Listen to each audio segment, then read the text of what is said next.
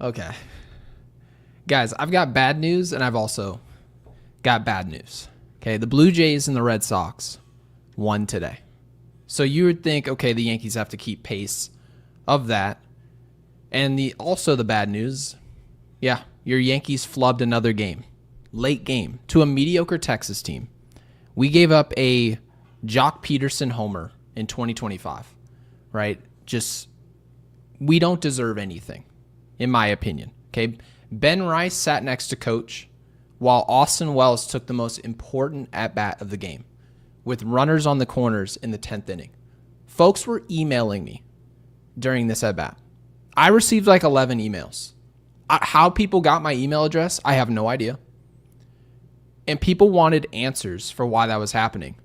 Anthony Volpe wasn't running from first base to avoid the double play. Predictably, we got weak contact. Colomb, the left-hander, was on the mound. We have no idea why. Anthony Volpe, which one of his strengths of his game is to run, wasn't running, right? Very next pitch is squibbed in the infield into an easy double play. Perfect coaching, by the way, from Texas. You pitch around Volpe. He chases a lot. Chase rates through the roof. And if he chases, it's going to be weak contact or a strikeout. And if he doesn't, he walks thinking he's done something good, but in reality, it tees up Aaron Boone for a decision between Wells and Rice off his bench. Well, it's like watching your kids choose a crayon at the mall. It's not, he's going to make the wrong decision. He's going to make a decision he regrets. And he did, right? He went with Wells over Ben Rice. You chose players who play the same position, by the way. We're going to go with the bat of Austin Wells. People have been asking us for weeks now, is it nerve issues? Is it just Austin Wells is horrible? What's the conclusion about this player? Aaron Boone's watched everything you guys have seen from the dugout, and yet he came up in the biggest spot of the game, and he's going to say, yeah, I just wanted to put some confidence in Wellesley. It's not the time for that. It's time to put the better player on the field. It's the simple task. It's not hard. Anyone from our comment section would have made the same decision. Jake, if you were manager, you would have made the same decision. No one would have left Ben Rice on the bench there, except for Aaron Boone. Except for Aaron Boone. Tony La Russa could have been sitting in the dugout right now. He would have made the decision. He's like 105. So it's despicable. It's disgusting. It reeks of a lack of accountability, and nothing's going to be done about it. I know there are a lot of people sitting here thinking, is this the straw to break the camel's back? Could this lose Boone's job? No. Matter of fact, I asked the question on Twitter earlier today, Jake, and I said, well, what is it going to take? And people said, probably missing the wild card. Guys, do you have any idea how hard it is to spend $300 million, miss a wild card, to then lose your job? Do you know how hard that is? They're finding a way. And we have the fourth easiest schedule the rest of the way. So it's likely the Yankees flub up 85 to 89 wins and sneak into a wild card? That's going to save his job, Jake? This guy's not the best guy for the job. Nobody could sell me that. I'm completely out on him. I've told you this before. I don't get on the show and call for Aaron Boone's job on a daily basis, but how can anybody sit up here with a straight face and suggest this is the direction that the Yankees are supposed to be going in? The same way that they pivoted from Joe Girardi, who, by the way, I really enjoyed. He made a ton of mistakes. You've brought them up. He wasn't a perfect manager. But was it a daily situation where we watched the Yankees make mental mistakes, just play stupid baseball, pointing fingers at the wrong people, your first base coach, Rojas at third base? It's your manager. Absolutely disgusting and predictable. I don't think my heart rate raised a single beat today. I expected this, Jake. How are you feeling? You know, I told Jabba, our friend Jabba, I said, I feel nothing. I feel nothing. Yeah. Yeah, that first inning, is it bad that, Goldschmidt hit a home run? I felt good in that moment. But when they left the bases loaded, I was like, that's going to be the game. That was my first thought. And, let's be honest here. The offense hasn't been the biggest issue. It's been the defense. It's been the fundamentals, base running, bullpen, starting pitching. And really, we were talking about it. I know Fried had an error throwing, but Gary, these are the scariest losses. Because this loss, the Yankees didn't really do anything to shoot themselves in the foot. Like, as a No, it was really team, coaching at the last second. Yeah. But that's, you know, and this is where people misunderstand what I say about Boone. I'm not a big fan of Boone. I'm not sitting here saying he's great. Not at all. As a matter of fact, you know what's a really good indicator that he's not great? Really good indicator. It's very simple. Their extra inning numbers since 2020, best at home. Oh, congrats. You're best when you get last licks and you just need to get the ghost runner over from second. What's it on the road? That's hard. It's the worst since 2020 in the entire league. The worst in Major League Baseball? The worst in Major League Baseball. So at that point, you can have managed 8-9 innings of perfect baseball. But when, you know, it really matters, and I told you, I still don't believe managers have anywhere near as much control as, say, coaches in the NBA or coaches in the NFL or hockey. But managers really have control in the later innings. That's when you actually have to step up and do your job. You can't just sit there and just hold a clipboard and just, you know, chew bubblegum. That's where the Bruce Bochy's go into the Hall of Fame. Exactly. They start making those decisions. And Bruce Bochy, do you think ever he would have had Austin Wells, who the issue isn't Austin Wells' fly ball ability. Austin Wells, majority of the time, is flying out when he makes contact. But it's what you said. When Austin Wells doesn't make contact, like fly ball, he strikes out. Or he grounds into a double play. Couldn't it just be as simple as who's the better player and at bat? Oh, it can. Rather than... But that's the thing. It's not only that simple that Ben Rice is the better player, but there's no analytics to show you, and this team, we're told, uses a lot of analytics, right? There's no analytics to show you that Austin Wells is better in any situation over Ben Rice. And I don't care about, you know, the platoon and all. No. I'm talking pure hitting, okay? Like a good example is this. When you look at somebody like Cody Bellinger, I tweeted out on that, you know, he served it down the third baseline. Right. I tweeted it out and I believe in it. I'm not standing, you know, I'm not backing down from it. He's the best two-strike hitter in baseball. He just is. He's always willing. He's got every club in his bag. He's always willing to shore up his swing. He'll choke up on the bat if he has to. He's going to lean. He's going to serve it into left field. He doesn't care. He's not trying to hit a home run every time. And he may not be, by the way, but standing around Yankees hitters who routinely fail to make adjustments with two strikes, he looks like it. Yeah. I mean... Well, and guess what? Right. Austin Wells doesn't do that. I like Austin Wells. I'm hopeful of his development. And we've already talked about the nerve damage and everything. We don't know how long that's going to go on. We don't know if that is chronic. We don't know, like, you know, if he's screwed, right? We just know that, yeah, he had some nerve damage in his hand. And he can't even feel his hands. And he's still going through it. So I want to add that context before I rip him. But at the same time, let's just say, to defend Austin Wells here, he's going through that. Then why is he out there late in the game? Regardless of who he is as a player, he shouldn't be out there, right? Well, I was just going to make the assumption that he's either hurt or he's not. Now, Boone probably knows more than we know about his injury. That much I do know. He probably knows more about the nerve issue than what I know as a podcaster. But having said this, whether he has nerve issues or not, we're actually asking about the nerve issues. Do you know why our audience gives a rat's ass? Because he's hitting 188 his last 30 games. His last 15 games, is it much better? No, actually, it's worse. He's hitting 132. His on-base is 172. You heard correct. His on-base percentage is 172 his last 15 games. And Ben Rice, who's actually playing some solid baseball of late, it's not like he's Todd Helton, but in comparison to what Austin Wells is doing, you left him over there on the bench. He should have been in the lineup to begin with. Well, that's of course the real not. thing. Because you said yesterday, I expect Ben Rice to catch. It's exactly what you said, right? And I agreed with you.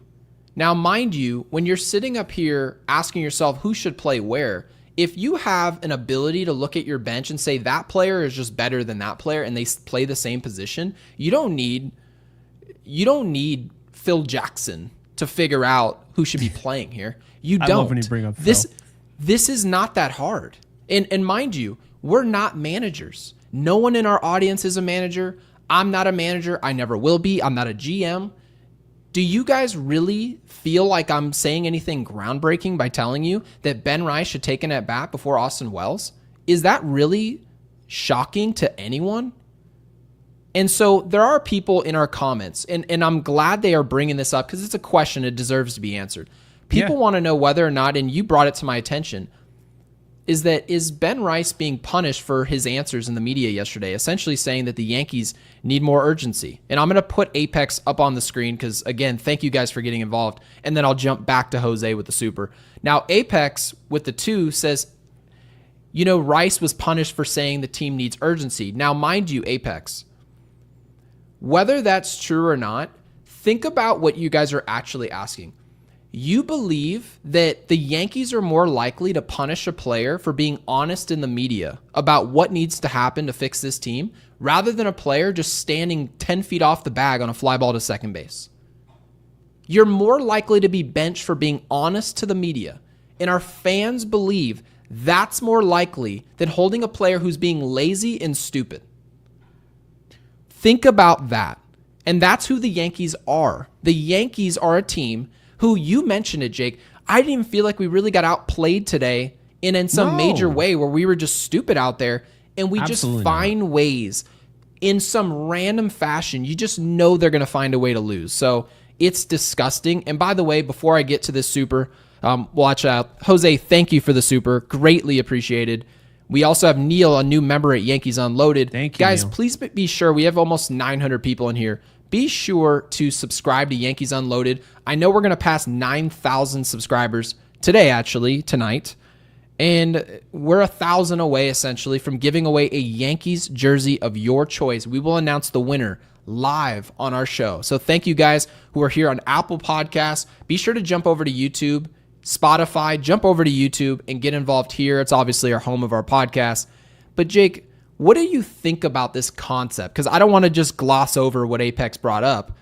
He's mentioning Ben Rice may have been punished. Now, I don't necessarily believe it. We'll never know if it was true or not. Do you think there's any merit to that? I think it's fair. You know what's actually funny? And this is how I would look at it. I don't actually think that's the case. But the Yankees have gotten to the point where people do think that's the case. That is the type of team we're talking about here. We're talking about a team that they're fans. And I understand fans make all sorts of things up, right? There's always a conspiracy. There's always, like, the league hates us, Yankee tax. I get it, right?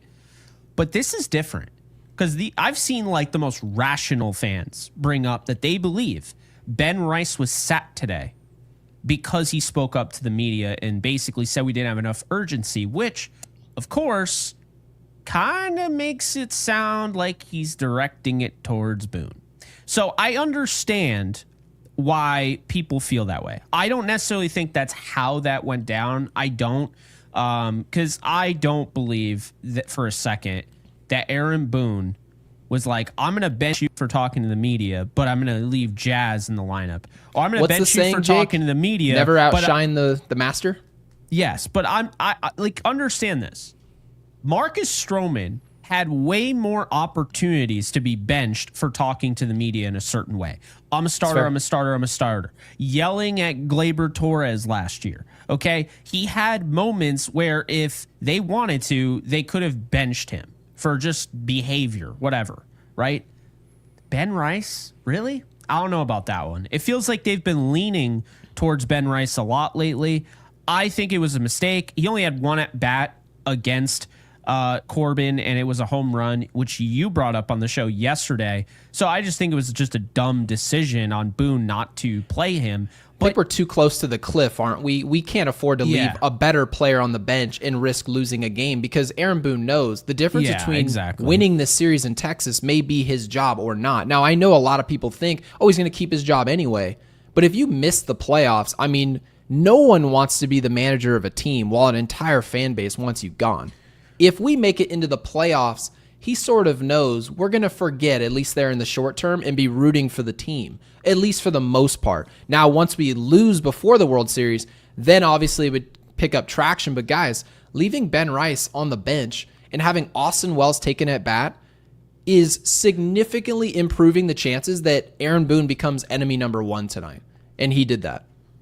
Yeah, it's just right now it's really frustrating because like you said, it just feels like no matter what they do, they're still losing games. And before it was like, okay, you know, I can understand, you know, I don't love it, but I can understand when there's an actual reason for things, right? It makes it easier to go and fix it. So if I just keep screwing up in the field, I'm botching double plays, you know, my shortstop can't hit first base, whatever. That's understandable. But none of that really occurred today. Well, Volpe didn't get to first base, but, you know, Goldschmidt picked him up, is my point. Nothing like that happened today where you were like, oh, man, the fundamentals came into play again. It really didn't. The only thing I disagreed with was, and you touched on beautifully, was Anthony Volpe. Why is he not off and running? Again, that's not his decision. The coaching staff, whatever reason, decided not to send him. I would have sent him. I would have told Austin Wells, you're not swinging at this pitch. And I would have tried and forced some pressure because if you throw down a second, I can take off at third base. I had a runner on third.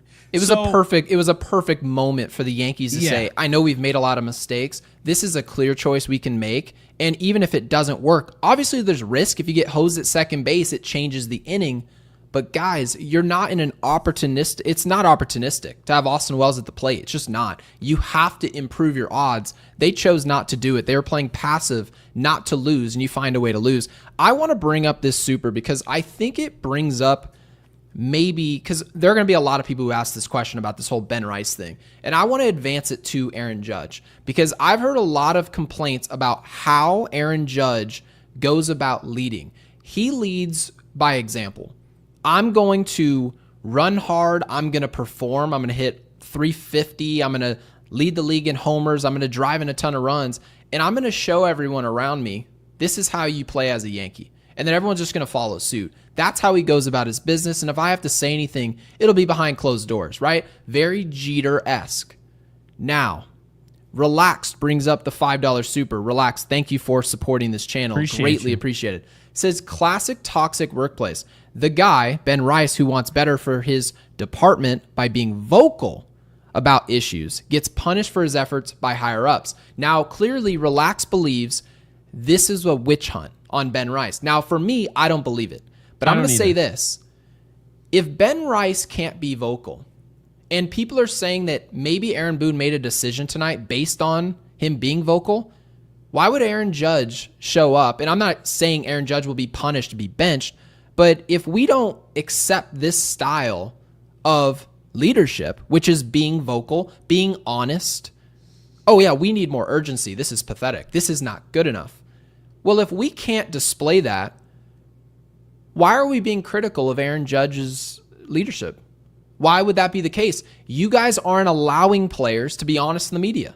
Now, again, I don't believe this happened. But the fact that people are asking this question and then simultaneously will say Aaron Judge is just not vocal enough. Post-game, it sounds like he sounds like Boone, right? It sounds like rehearsed answers. And then when someone gives you an honest answer, we say, oh yeah, he didn't play because he said the honest truth.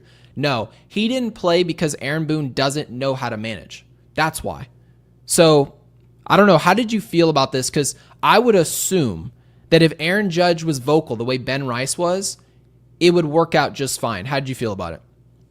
Yeah, I actually just saw the craziest tweet come up in our Discord, which, by the way, you guys can join. I'll post the link again in the comments, but get this from Katie Sharp. 6 games on the road in extra innings, Okay. Yankees have a base hit in 33 plate appearances. Their only run they scored was on a wild pitch. Can you read that one more time? 33 plate appearances in road extra inning games. 1 hit, which was a single, and 1 run scored on a wild pitch. That's it. You could go into...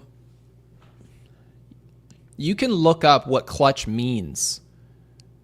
And there it is in the antonyms. The New York Yankees. That is... Regardless of if you're covering the Yankees, the Red Sox, the Blue Jays, the Rockies, it doesn't matter who you're covering. No team plays baseball like that at the end of games. And by the way, you said, Jake, the only way Boone can keep his job is if he at least attends another World Series, back-to-back, right? Yeah. You don't play baseball like that when it's tight. And then suddenly, oh, it's September. We're ready to play, ready to flip that switch. This is why, Jake, in last night's episode, I said, and mind you, you're allowed to have your own takes. I'm not trying to change it. Yeah. My perspective on it, the Yankees, based on these, and again, Katie Sharp brings up great stats. You mean to tell me you displayed those stats for me over the long term, and I'm supposed to think that leadership plays no role whatsoever? And if it's the players, then you mean to tell me you built a championship team? Who's the liar here? Really? I want to know who's responsible for what's happening right now on the baseball field. And they're just going to tell me it's just a rut. It's just a weak spot, right? June and July, that was just our usual bumps in the road. And now here we are in August. It's the exact same team, Jake. It's gross. But I'm glad these stats are brought up because it objectifies, it puts some like objectivity into how ugly of baseball we're actually watching on our screen. The only positive that I can even think of right now, and I'm not talking about from the game because I do want to give credit where credit's due to some of these players because I thought, like Rosario, I actually hated that decision to pinch hit for him in the 6th inning. I agree with you. I do not care at that point. This is not the 8th inning or the 9th. It's the 6th. I don't care about the platoon job. I think at that point, Rosario's 2 for 3, and he's adding some... I saw some energy on the base pass today that I don't normally see from the Yankees. So you ditched the platoon work. No, I agree with you completely. Yeah. You text me before the game to give you credit. When you saw some of the names that were in there, you were like, oh, this is nice because at least there's some new names in it. Now, it's not the sexiest names in the world, but we knew, okay, there's some logic behind who's playing where and why and all this stuff, right? Ben Rice certainly could have played, but you guys get the gist. But once the guys have it going, back to what Clint Frazier says all the time, oh yeah, they don't believe in the hot hand. Well, when you're 2 for 2, or in Paul Goldschmidt's case, 3 for 3, shouldn't you allow a player to just keep it going? Yeah. It is strange. But I want you to expand on that. I think the point just makes a ton of sense. Yeah, and I also want to bring up, remember the Dodgers? They had that annoying thing that they did at second base. Have you ever seen the Yankees do the dancing before? I don't know. I've never. Rosario got it going. What was the last time we did? What did he do? He hit a double into the gap, and then he did the whole, he did this thing, and then all of a sudden, the next guy that got on second did this thing. So, yeah. Have you seen anyone do that before? No. I've seen Lifeless. I've seen, Jazz will do this, but, that's his thing. That's always been his thing. Aaron Judge will be like, whatever. That's always what he does. I'll tell you what, Jazz is a horrible watch. When the team's losing, it rubs me so the wrong way. I cannot even begin to tell you. Now, mind you, I don't mind Jazz Chisholm as a player. I think he's a really good player. I think he's highly talented. But when you're losing as a team, whether it's his fault or not, it is just so unfun to watch. It is not enjoyable. It's not good. We need to catch up on some of these supers. Again, guys, you guys have been awesome. So thank you guys. We have over 1,000 people in here right now. So please be sure to hit that like button. Let YouTube know that you're enjoying this. Because if not, they might not send this around for the people that are asleep right now. So when they wake up, they might not even see this. Isn't that crazy? It's true. Yeah. And David L. with the 6. Hey, you don't often see $6 in here, but thank you, David, for that. Greatly appreciated. You, says, not upset. Acceptance phase of grief. Oh, boy. we're at this stage now, was positive the first 4 innings, knew the 9th Devin choke after not scoring in the top of the 10th, knew it was a loss. Booney baseball. So David, again, thank you for the super. I want to move this conversation to Devin Williams. Devin Williams is now still the closer, and you brought up the point that you, at the time, right, maybe not now, but you would have kept Devin Williams as the closer because Devin Williams was showing something of late, but was also overworked. And I think we both agreed he was overworked. Yeah. I said David Bednar would be my closer. That was just my explanation. Now, part of that, I think David Bednar is a better pitcher than Devin Williams. So I just think if I have something better, regardless of what you're doing in the role, I'm going to put the better person in the role. Very similar to if the Yankees got Duran, we wouldn't put Duran in the 8th inning because Devin Williams has figured something out. Regardless, he would be yanked from the role. So I just think Bednar was the choice, just out of simple talent, simple results. And you also mentioned, Jake, because I don't want to hijack the stats, you mentioned Bednar was one of the hottest pitchers in baseball the last several months. That's the guy I want closing games. So how'd you feel about the Booney baseball, as David put it? Yeah. Really, it's actually kind of interesting because I did some research after this game, on Devin Williams. And I was like, did I get this wrong? I'll be honest with you, after looking through, I did get this wrong. But it wasn't just today. Like, Devin Williams coming in this game at a 5.73 ERA in the month of July. In June, he had a .93 ERA. So okay. I think you kind of get lost in the sauce. He had a really good June. And then July, he had some really good appearances. The Mets, the Mariners again, Chicago. Didn't allow a run in any of those, but did give up a run in the Atlanta game, did give up a run in the other Atlanta game, and then gave up a run in Tampa, and then gave up 2 runs in Tampa. Didn't allow anything against Philly. So you saw that, had 2 strikeouts as well against Toronto. So you could see, really, Devin Williams is a perfect encapsulation of what the Yankees are in 2025. Very inconsistent. Devin Williams, flashes. When he shows up, he looks like the best closer in baseball.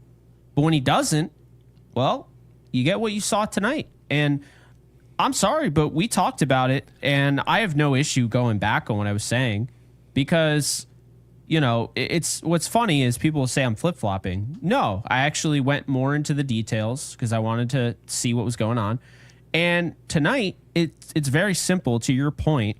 We looked up on this show. I didn't see anybody talking about this or touting him as such, but we looked up on our show, David Bednar, second hottest pitcher in baseball, and then, you had mentioned you'd have Bednar as your closer. I said I'd keep Devin Williams for the time being. I was about letting Devin Williams not earn it because I was like, he already has that role, but let him lose it.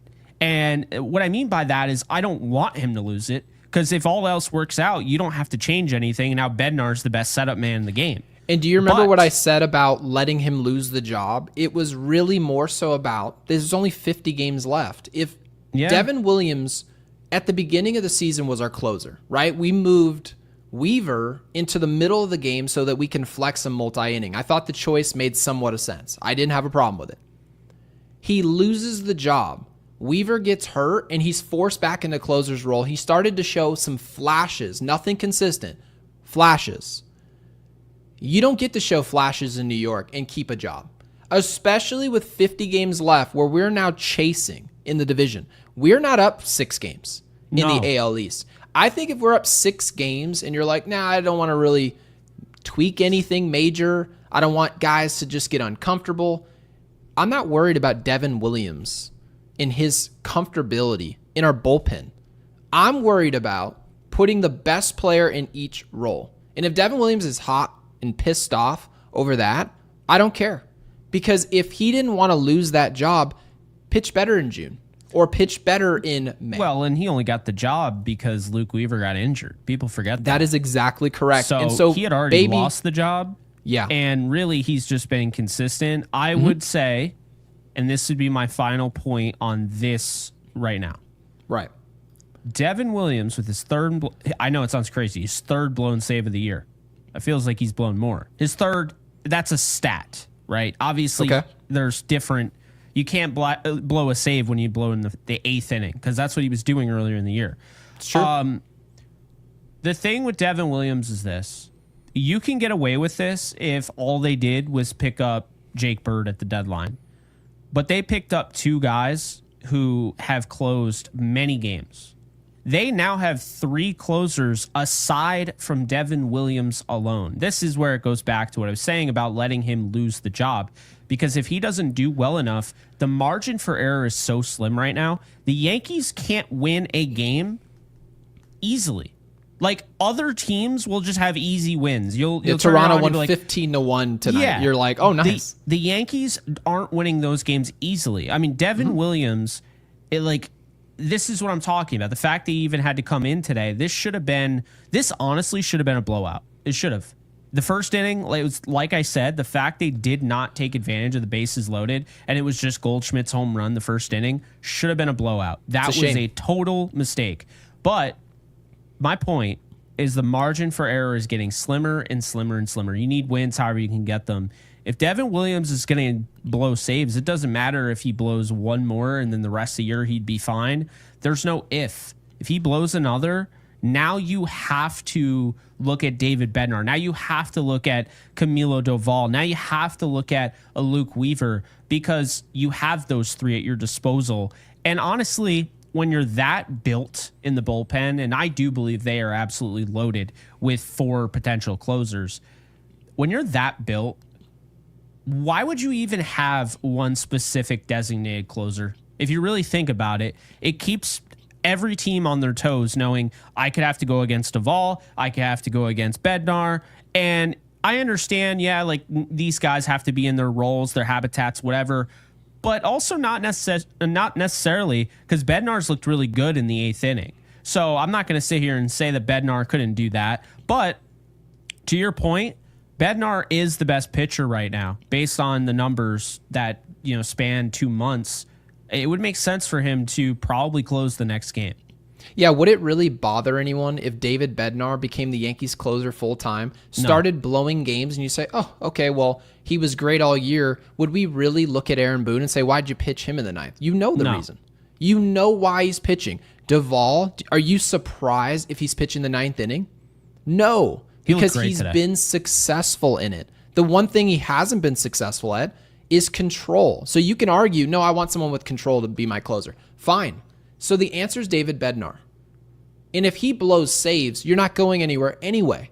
You have to go with your best option. It's just that simple. I don't care what Devin Williams was doing before. And I want to get to this super from Baby Winnie the Pooh. Thank you for the 2. It says, do you guys think the division race is over, Jake? I'll answer short and sweet here.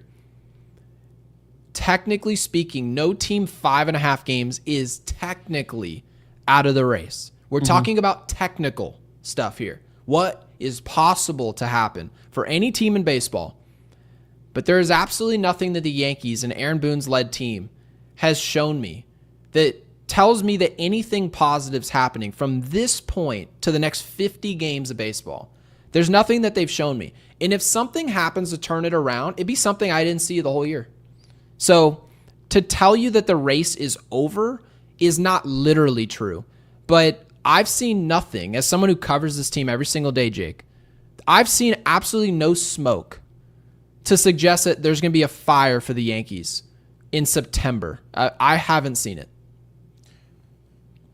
Yeah, I'm going to just maintain what I've been saying. I'm going to just wait and see. I'm not going to rule out any team unless they were really bad. But am I feeling confident right now in the Yankees? Absolutely not. Well, we're really bad. Oh, yeah, but they're 60-53, not 53-60. Yeah, no, it definitely is true. I mean, a team 7 games over 500 isn't horrible. They feel like 53-60 team, to be fair. That's exactly what they feel like, actually. I think that record is more representative of what we watch.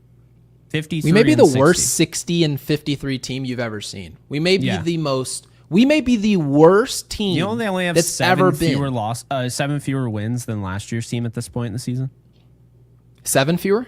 Yeah.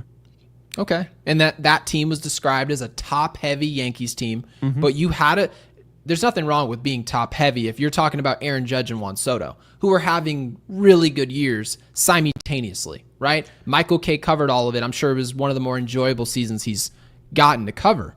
It was enjoyable for us. But you also mentioned, oh, this team is well balanced. Well, the thing is, it doesn't really matter if you have a balanced attack if you don't know how to manage the game at the end. Balanced attack also leads to a lot of close games. That's what nobody tells you. You can have a balanced team. You're going to be in a lot of 4-3, 6-5, 4-4 games in the 8th or 9th inning, and you've got to find a way. It's not going to be those big 12-2 blowout wins that you could see with superstar talent. This is the reason that people pay all that money for Freddie Freeman, Ohtani, all these players. So, yeah, and C Preds with the 10. Did you want to take it or because I see something about a hairline. Did you see the post, by the way, from Alex? Oh, my God. Yes, awesome. I definitely retweeted it. Yeah, C Preds, thank you for the 10. It's greatly appreciated. Says, I don't think my hairline will survive another Yankees game. I'm going to look like I'm 45 by next week. And honestly, this baseball team is, I don't know how our audience feels about it. I can't speak for them. I don't know if they're stressed out or if they're just sort of waiting for a resolution at the end of the year. At the end of the year, I'm pretty sure that this is what we're going to get. We're either going to sneak into a wild card. I think this is a wild card team. I think the race is over. 5.5, the Yankees aren't catching. I don't care what their schedule is. I don't think they're going to impress me the rest of the way. Now, should I be stressed out about a wild card series for the Yankees? The Yankees aren't coming out of the wild card and winning a World Series. That's not going to happen. So having said that, it's really about what's happening next. That's what should stress you guys out. What should stress you out is what the Yankees are going to do to solve this problem. Are they going to chalk it up to, oh, it's Jazz or it's Goldschmidt, it's the players' faults for being so just displaying a lack of fundamentals every night, or is it leadership? And we're going to find out what side of the coin they're on. And so that's what I'm stressed out about right now, Jake. How are you feeling? Because I know you just told me, you saw that picture. We did not look good with no hair. No. Nope. I think it's the funniest thing ever, though, when you start adding in the hairline and the cigarettes and all of that. Like, it's that, I don't know. That shit makes me laugh. Real quick before we get to this. Yeah, go ahead. There was... Did you want to throw somebody up on the screen? I wanted to throw Yankees Unloaded up on the screen to remind you guys to hit that like button. We kind of have to shamelessly plug it because, they don't have anything that can get us to be like, bring dong. Like, you know what I mean? There's nothing out there to remind you to hit the thumbs up button except for us. So we do our best. It literally takes 2 seconds, and it just helps us immensely. I can't even explain to you how important hitting the like button's almost more important than the subscribe button. It's crazy. It really is. Although we really would like you to subscribe because we want to give away this subscribe Yankees is in there. So yeah. Yeah, that is true. So we got 227 likes. We're averaging about 7 per every 5 seconds. It looks like so. Let's keep it flowing. We have over 1,000 people in it. This is the biggest stream we've had since October of last year. Was that when we got eliminated by the Dodgers? That was literally the day they got eliminated by the Dodgers. You're absolutely right. So you guys have been absolutely fantastic. Not saying we're leaving right now. We're just giving you guys credit. Don't go anywhere. Just be sure to hit that like button. All right. Back to our regularly scheduled program. Yeah, so Ninja Hot Dog with the 5, who's also a member here at Yankees Unloaded. I know we have some new members. I will be reading each and every one of them. So thank you guys. We're behind on the super, so we always have to make sure we read them. Ninja with the 5 says, if your loved one spent 2.5 to 3 hours watching the summer 2025 Yankees, you may be entitled to financial compensation. Random funny Twitter post. I didn't see that post. But yeah, I wonder how many people who listen to our show on a nightly basis, because we have a lot of returners. I'm curious, how many watch the entire game, or do you just watch the first 5 innings and then just make an assumption and go to bed and then turn on Yankees Unloaded, or do you turn the game on in the 7th and just see if they're going to surprise you? I'm curious to know if our audience watches these games because, Jake, I know you and I watch every game unless, of course, we've got something going on with family. Do Do you think the majority of our audience actually sits there and watches all 9 innings of baseball? Because this team right now is a tough 3 hours. I would say so, because they're live tweeting the whole time, So it's true. I still see it all the time. And I'll say, like, my best friend who works at 3 a.m.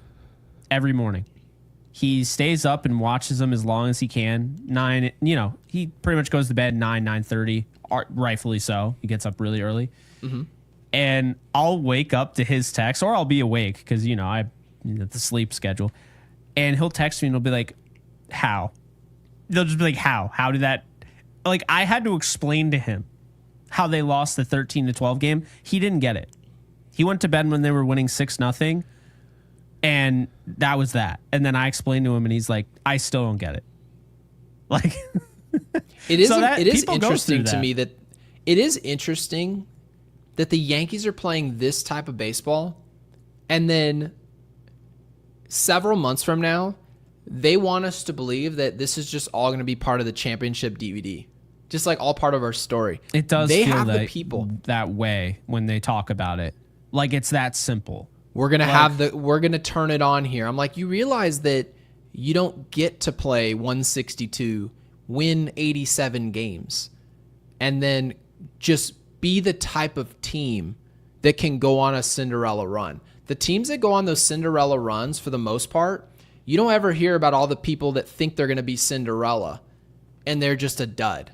I think the Yankees probably have watched way too many of those Giants championship DVDs where they're like, yeah, see, they can do it. They can go win 90 games and then go win in October. Yeah, they have Bruce Bochy essentially working magic with his bullpen to the point where the Major League Baseball had to make an adjustment and stop letting managers bring in multiple pitchers every batter because of how well he was managing. Could you imagine if the Major League Baseball and Rob Manfred had to change a rule to nerf Aaron Boone? Nerf? They nerfed. I'm telling you, Bruce Bochy was nerfed. He was bringing in Sergio Romo, so was Garrett all Cole. These different arms, and it was working. And the Yankees think they're going to be some wild card Cinderella story. I'm telling you right now, barring a major collapse from Toronto or Boston, we're not winning this division. There's not 90 games left in the season. It is 50. So we finally got a competition here. I was wondering when someone was going to be like, hey, why just Bednar? Maybe Duvall. I'm going to go with Bednar. The control, the experience, just his body of work, and just how hot he is as a pitcher right now. I love Duvall. I kind of like that wild, funky delivery because I just know if you've been there at the plate as a hitter, those guys that have those funky deliveries, they are hard to pick up on. And imagine that, just you doing that, just whatever, Babe Ruth, Connie Mack, doesn't matter. You go into the MLB and you have that, it's still just as difficult. You saw it with Colomb today. Funky delivery. They were talking about he was like falling off the mound, and Anthony Volpe was taking some ugly swings. Now, thankfully, Volpe found his way on base. But I agree with you. I think Duvall is definitely part of the solution, but he's just too wild to be my closer. I can't have it. Cannot have multiple. I don't need the Jose Valverde experience. I need a guy who just point A to point B. It's not going to be Mariano, guys. It's not going to be 14, 13 pitch, ninth innings, just nice and easy, one pitch, located, you're out. Bednar is the closest thing the Yankees have in their bullpen to someone that is just no nonsense. He's going to be around the zone, 96, 97, good splitter, predictable. I think David Bednar is the clear choice here. And Kyle Matavars, thank you for the 2, Kyle, says F Williams, F Boone, DFA Williams, fire Boone. So a lot going on there. This is very Brian-esque. Yeah, but, Kyle, we appreciate so Kyle's you. not happy with the current state of the Yankees. So, Kyle, I don't blame you at all. Ninja Hot Dog with the 5 says, stop trying to make Wells happen. It's not going to happen. Also, Devin Williams sucks. Either we have terrible luck or Cashman sucks. Probably both. I'm going to say this about Brian Cashman. This is my conclusion about Brian Cashman. Then, Jake, real quick, of course, you can describe him. I think Brian Cashman is a really good general manager at one thing. He's good at finding talent around the margins, which, by the way, is not his job on a major market as much as he thinks it is. He essentially is horrible at bringing star talent to the Bronx, like the obvious pickups that the Yankees should make. He just will not make them. And then all of a sudden you're like, oh, wow, this team's going to be horrible. And then he goes into the bargain bin and finds like 6 guys he could bring into camp. And 3 of them, there are like key contributors for a couple months. And you're like, oh, Cashman's like, see, I fixed that guy. And it makes him look really smart for a couple of months. Then eventually those players fail and we rinse and repeat. And then it's just a bunch of new names that he again gets to clap for himself. Brian Cashman is a small market GM. That's who I think he is. So what do you think about him? Because I don't think he moves at all like he's the GM of the Yankees. What's your perspective on this guy? I don't think you couldn't have said it any better, but he's not my concern right now. He did his job. Check box. Like, move on. You know what I mean? That's kind of how I look at it, is that Brian Cashman will be... We are not able to be upset with Brian Cashman because the roster right now is good enough to be better than what it is. Now it's on Boone. I would agree with that. That is why Boone is getting as much fire as he's getting, not just from us. Now it's starting to look like the New York media again. You had the New York Post, he's all over foul territory. Barstool is like, everyone's coming at Aaron Boone's head. Is it now. tough now to play in the New York media? Did we unlock? I love how, like, literally the day after I had that, which, by the way, I think a lot of people gave me credit for that, because it's been something you and I have talked about off air. It's been something I probably should have brought up a long time ago on our show, is that the New York media are playing, oh, it's tough to play in New York. It's tough to be a Yankee. It's not like it used to be. It's not like in the 90s. It's not like when there was actual expectations. And also, I'm going to bring back the allure comment that I had with Juan Soto. You can't sell the allure of being this team and having this organization and the pinstripes and everything when you haven't won a title in 16 years. That's just the reality of it. So eventually that just kind of fades away. So we got to renew our vows is what you're saying. We got to do something. It's exactly like the Dallas Cowboys. You can't just tell, oh, America's team. No one calls them that. No one looks at them like that. As a matter of fact, the Cowboys are probably the most memed NFL team. I should know. I'm around the NFL the whole year, always covering it.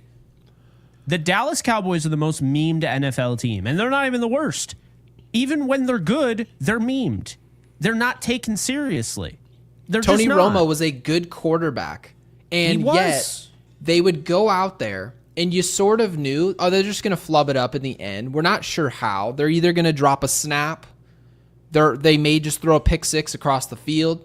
They may hand it off to a running back, try to take a knee and drop the football in the rain. They're going to find a way. We have no idea how, but they're going to do that. And then Cowboys fans and also Yankees fans, and we're not speaking of everyone, this is actually more so about the media coverage of the Yankees, which is that teams are afraid of us, which is that we're on a pedestal above the rest of the teams. I hate to say it, and I hate to remind folks, you're not on anything, on any type of pedestal, until you win. That's actually the only reason why the Yankees are as big of a franchise as they are, is winning, culture of winning. And George Steinbrenner conveniently said, George Steinbrenner conveniently said, I don't want anyone in New York treated like a hero until you essentially display hero-like qualities, until you become a winner. You shouldn't be celebrated over here in New York. And he's exactly right. Why are we celebrating this like it's anything? And Joseph, thank you for the 5. Again, Wells sucked, Williams sucked, and Bird should go migrate back to Zimbabwe. Also, Jung has almost 1,000 ops for July, and they decided to pitch to him. I wonder, well, you have to imagine that they knew. I'm not going to sit here and insult Aaron Boone's intelligence. My question is, if you had the answers to the tests, I assume if Joseph, who's obviously a frequent listener to Yankees Unloaded, I would assume if he can easily go get this data, right? He looked it up and he went and found this data. I would assume, since Michael K covers this team, he tells us the Yankees have analytics we haven't seen. And he's exactly right. Well, then how is it that these numbers right here didn't come into the picture when you made a decision on the field? We don't know. Joseph, there's no answer I could possibly give you guys that would account for the information and then how they applied it. It's almost as though they never saw it. Yeah, it's so funny to me because you say that, and it didn't work out, that way. But going into today, I was talking about my best friend earlier, Tyler, who has to get up at 3 a.m. He always sends me the lineup, and he'll give me his thoughts. So I get it from you, and I get it from him, and I get it from my parents every day. And I just get emails. Yeah, you get emails like hotmail.com or whatever. I think people are going on Indeed. I don't know how people are getting my email address. Oh, man. Maybe it's Instagram. I have no clue. There's probably some AI thing that's like just spitting out your email or whatever. But anyway, nothing to worry about there. So he sends me, basically, he's like, how do you have Rosario facing Corbin? He has a .086 batting average in 35 at-bats. And now Rosario goes on to go 2 for 3, right? Then ironically, they take him out because it's like, oh, well, that was where, he doesn't hit Corbin, but now that Corbin's out, we're going to take him out of the game. Now he's 2 for 3, ironically. Goldschmidt, 4 for 15 coming into today. Okay. Cody Bellinger, 10 for 25. Giancarlo Stanton, 9 for 27. Like you see that. Austin Slater, 8 for 21. So he's hitting 381 against Corbin.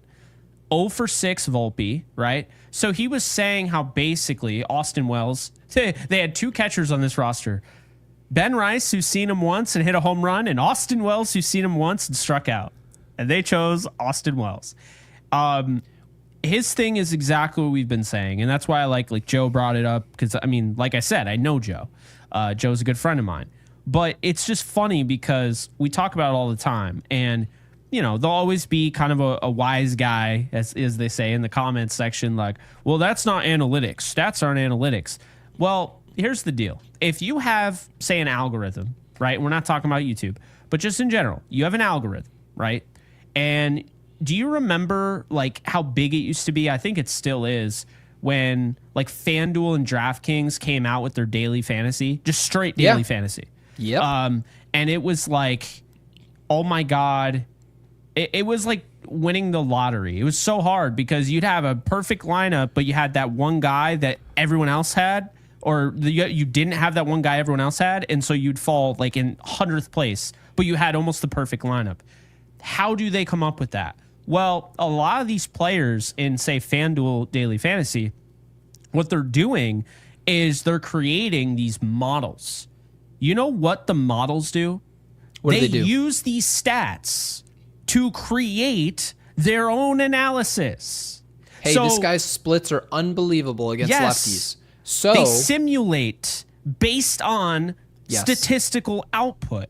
So I'm tired of hearing how the analytics and stats they don't coincide. They absolutely do, because you can't have freaking analytics without a statistical output. It doesn't have anything to reference if you're like, no, we're not including stats. We're just including analytics. Did you just hear yourself? You can't have, like, you can't have one without the other. That's just not even a thing. Like, there has to be, and that's the thing that I can't stand. It goes back to AI when we talk about that. It's like people are like, oh, well, yeah, like AI made it. No, AI pulled from an existing source to do that. It's no different with analytics. The analysis, the model, that, because they're creating their own analytical models and their algorithms. They are clearly coming up with their own equations. Based on stats. So this is where I'm going to move. I'm going to try and advance this. Because obviously, John, thank you, John, for the 2. Thank you for supporting Yankees Unloaded. Says it's time to fire Cashman and Baboon, the clown. Here's where I'm curious. You mentioned analytics, and the Yankees, they are married to their own analytics, their own set. Yeah. Now, here's my question. The Yankees have been a successful organization overall the past 8 years. Overall, not every year, in the regular season. You stop it after the regular season, oh, they won 90-some games. Successful season. They would tell you, I promise you, if they were sitting in this room right now with us, they'd say, well, these numbers and analytics, yeah, we want to kind of get off of some of them, but they also are a major reason why we were able to do 99 win season, 103 win season, right? And so my question is, do they consider those seasons just success stories, right? Is that a success? Winning 103 games, right? And this is something Michael Kay has brought up many times. He said, well, guys, they won 103 games, and even last year he talked about it. He said they may not have won 100 games, but they showed up and they won a pennant. That's successful. So the question is, do they consider what's happened the past decade just a job well done, and then the postseason's a crapshoot? Their analytics have nothing to do with it. Is that the case? Because if it's not, they're not going to fix this. They're not going to bring in a manager post Boone to say, oh, we need the human element. They're just simply going to cut off the head of Boone and then throw another manager out there, and it will grow right back into the exact same product. So I'm curious, are their analytics working in their opinion, or do they think this is actually something that's failing? That's the question. Because if we don't have an answer to that question, if they can't get out front and be honest, the Los Angeles Lakers did this, by the way. The Lakers, in the very end of Kobe Bryant's career, they had a complete refusal for analytics. They had no analytics department whatsoever. They just refused. They were in the Stone Ages. There's a middle ground to be found here. And then all of a sudden, the Lakers said, hold on a second. We're going to try to find this middle ground, hire the right people. Long behold, 2 years later, they're right back in contention. They're now a better team. They were able to look at themselves and say, our system is not working. We're going to revamp that system to try and get better results. I'm curious if the Yankees have the balls to look themselves in the mirror and say, this is failing, regardless of how many games we win in the regular season or not. Yeah, and I don't know if they do. I don't. I know people bring up Fishman all the time. I think there are guys that are in this room, and I always bring it up as kind of a joke, but seriously, like, what happened with the audit? They audited themselves and they just came up with nothing. Like, I'm gonna audit myself this year. Actually, I'm gonna audit my own taxes, and then I'll let the IRS know how much I owe them. Who audits themselves? Who? Nobody. I promise you, there's never been a single person in our comments. Not the two of us. Yankees Unloaded is going to hold their own audit. Gary's going to audit himself. When would you ever find anything productive from that? When would that work, Jake? Auditing your own organization? Hey, Ron, we looked it up. It turns out you're the problem. They're not going to do that. Can we be serious here, Jake? I know. It is the funniest thing ever, and I'll never stop bringing it up because it is funny. By the way, you're. I'm going to skip the line here just because I just want to. Yeah. 9K. My mom, who's also a mod, I wonder how many YouTube shows are just popping off with their mother as the mod. But again, Mom, thank you for supporting the channel. As always, she's been supporting since day one. My mom says, congrats on 9K, obviously mentioning our subscribers. So we're less than 1,000 away from the giveaway. We cannot wait to do that. Now let's get Padres Unloaded. We'll do a Padres Unloaded probably in like 2 or 3 years. I will not be a part of Padres. I don't know I don't know the Padres like that. No, so. We won't, but yeah, I'll probably hire somebody that is worth a damn to do that. And so that's probably what we'll do. And obviously the Padres are out there. They're out there getting the big fish. Mason Miller, prospects be damned. I'll give you this 18-year-old. And then guess what? The Padres in 3 or 4 years, they're just going to have some other guy show up and be a top prospect. They're going to trade him too. And it will be fun.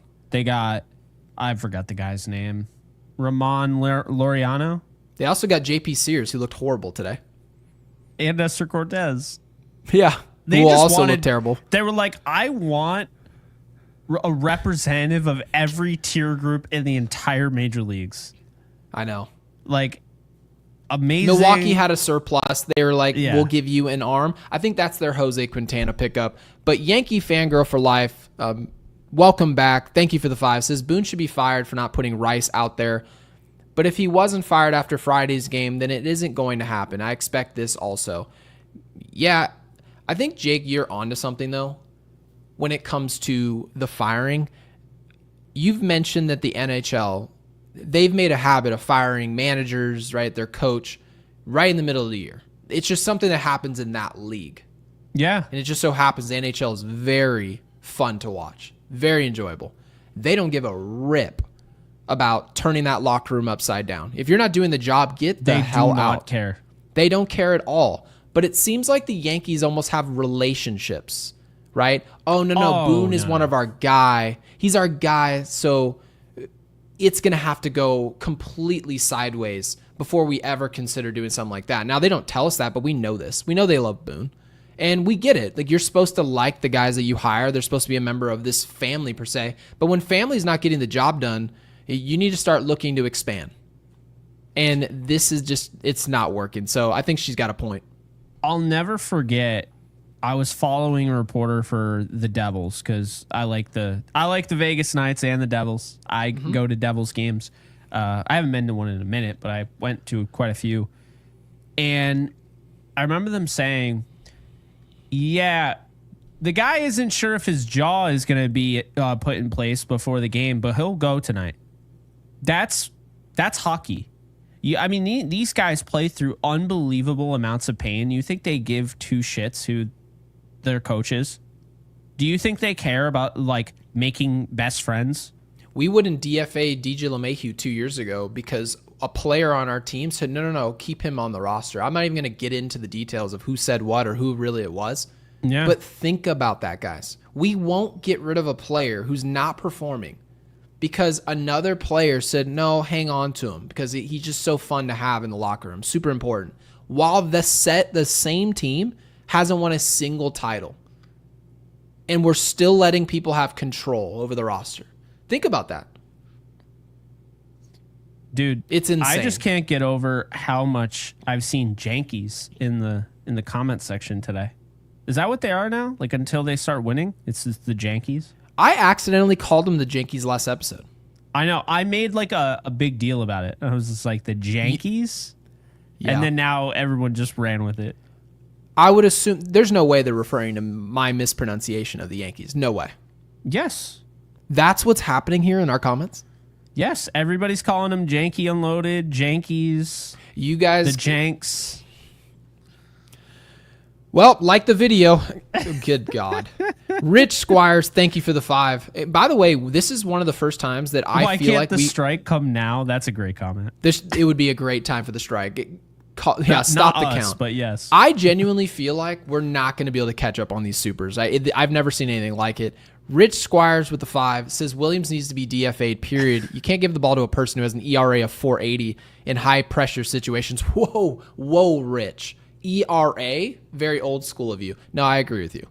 When a pitcher's got an ERA of 4.80, which, by the way, his ERA is actually over 5, if you stretched his outings over 9 innings, ERA simply says how many runs would you give up over those 9 innings. That's all it is. Yeah. How many earned runs would you surrender? Well, if he pitched 9 innings, he would give up over 5 runs. That's not a guy worth having as your closer when you've got 3 other names that potentially could pitch who all simultaneously have lower ERAs, lower analytical. The numbers are all better, all in their favor. So, Rich, yeah, you're more of an old school fan. I mean, I can just, it pops off the screen. It's disgusting. And Alex, welcome back. Also a mod of ours. Thank you for the 2. Says Jake said it by accident, but it's Yankees now. Oh, so you said Yankees, or did I? I thought I did. I don't remember. I thought you said something and then I just emphasized it, but apparently, I don't know. I don't even remember what I had to eat yesterday. So I feel much better now. Yeah. Our audience obviously could probably help remind us of who flubbed it up, but yeah, I could have sworn. And by the way, yeah, I'm pretty sure we're in order here. Yeah. And Daniel with the 10, thank you, Daniel, says, if this team makes the playoffs, we're in for a predictable embarrassment and more Boone ball. I really like the term Boone ball. I like Boone ball. It kind of reminds me of Fisher ball. Boone ball. They should make a remake of Moneyball. Could you imagine if they made Okay. Who would play Aaron Boone in a movie? Seriously, who would they hire? Because I know Paul the Rudd. budget wouldn't be in for Tom Cruise. Couldn't have Paul it. Rudd. Paul Rudd would be the best hire I've ever seen. He would be the best hire. And who's Hank? Like, who? Hank? who's who's Hal? Well, that was awful. Sorry, Hank. Who's gonna be Hal Steinbrenner? Hal Steinbrenner? Will Ferrell? Oh my god! I didn't even hesitate when I said that. No, who would be? All right, so we got Paul Rudd. As Paul Aaron Rudd's Boone. the best hire ever. I don't know how you thought of it right off the rip. Perfect hire. Perfect. I'm so good with lookalikes and so good with casting. And ask anybody that knows me. All right, Hal. I want to know who's going to be Rojas, our third base coach. I'll just CGI him in there. I mean, I'm telling you right now, it could be Yoda. It could be anybody. It could be Samuel Jackson. It could be anybody, and it would improve. All right, I'm going to go with Topher Grace as Hal. And I like Topher Grace, but we're going to go with Topher Grace as Hal. If you guys don't know who that is, he was Eric Foreman in That 70s Show. He's been in a lot of different things. He was Venom in Spider-Man 3. And then Brian Cashman. God, I couldn't tell you. You just make it Jonah Hill. Oh, I know who I would make Brian Cashman. I know who it should be. The dude from 21. The dude from what is it called? The Facebook movie. All right, I actually know. I'm gonna make Hal Sean Penn. Okay. Okay. Please, everyone in our audience, who is the actor? I always forget his name because obviously he's a forgettable actor. He's the same player. He's the same person in every movie he's ever been in. And I'm gonna make Brian Cashman Simon Pegg. Do you know Jesse, who that is? thank you, Emmanuel. Who? Simon Pegg. No, I have no idea who that is. Emmanuel Ortiz. I'm going to throw that super back up on the screen. Emmanuel, thank you. Jesse Eisenberg. He is the worst actor ever. And he's been in multiple really good movies. I like him. No, he's been in good movies. I cannot stand him. He is the perfect hire for Brian Cashman. Perfect. You know who would be really good with... I was wondering why. Dude, you know who Brian Cashman is? He's Lex Mr. Luthor. Bean. He's Lex Luthor. That's why people... Jesse Eisenberg. I thought of Nicholas Hoult, who was in the Superman movie. He's Lex Luthor. There you go. Okay. So, who plays I'm going with Jesse. everybody I think after he's that? the perfect hire. Because he, in every movie, in real life... And yes, I've met Jesse in real life. He comes across exactly the way he does on film. Although... Do you know who's the most rude, famous person I've ever met? This may surprise you, Jake. He's an actor.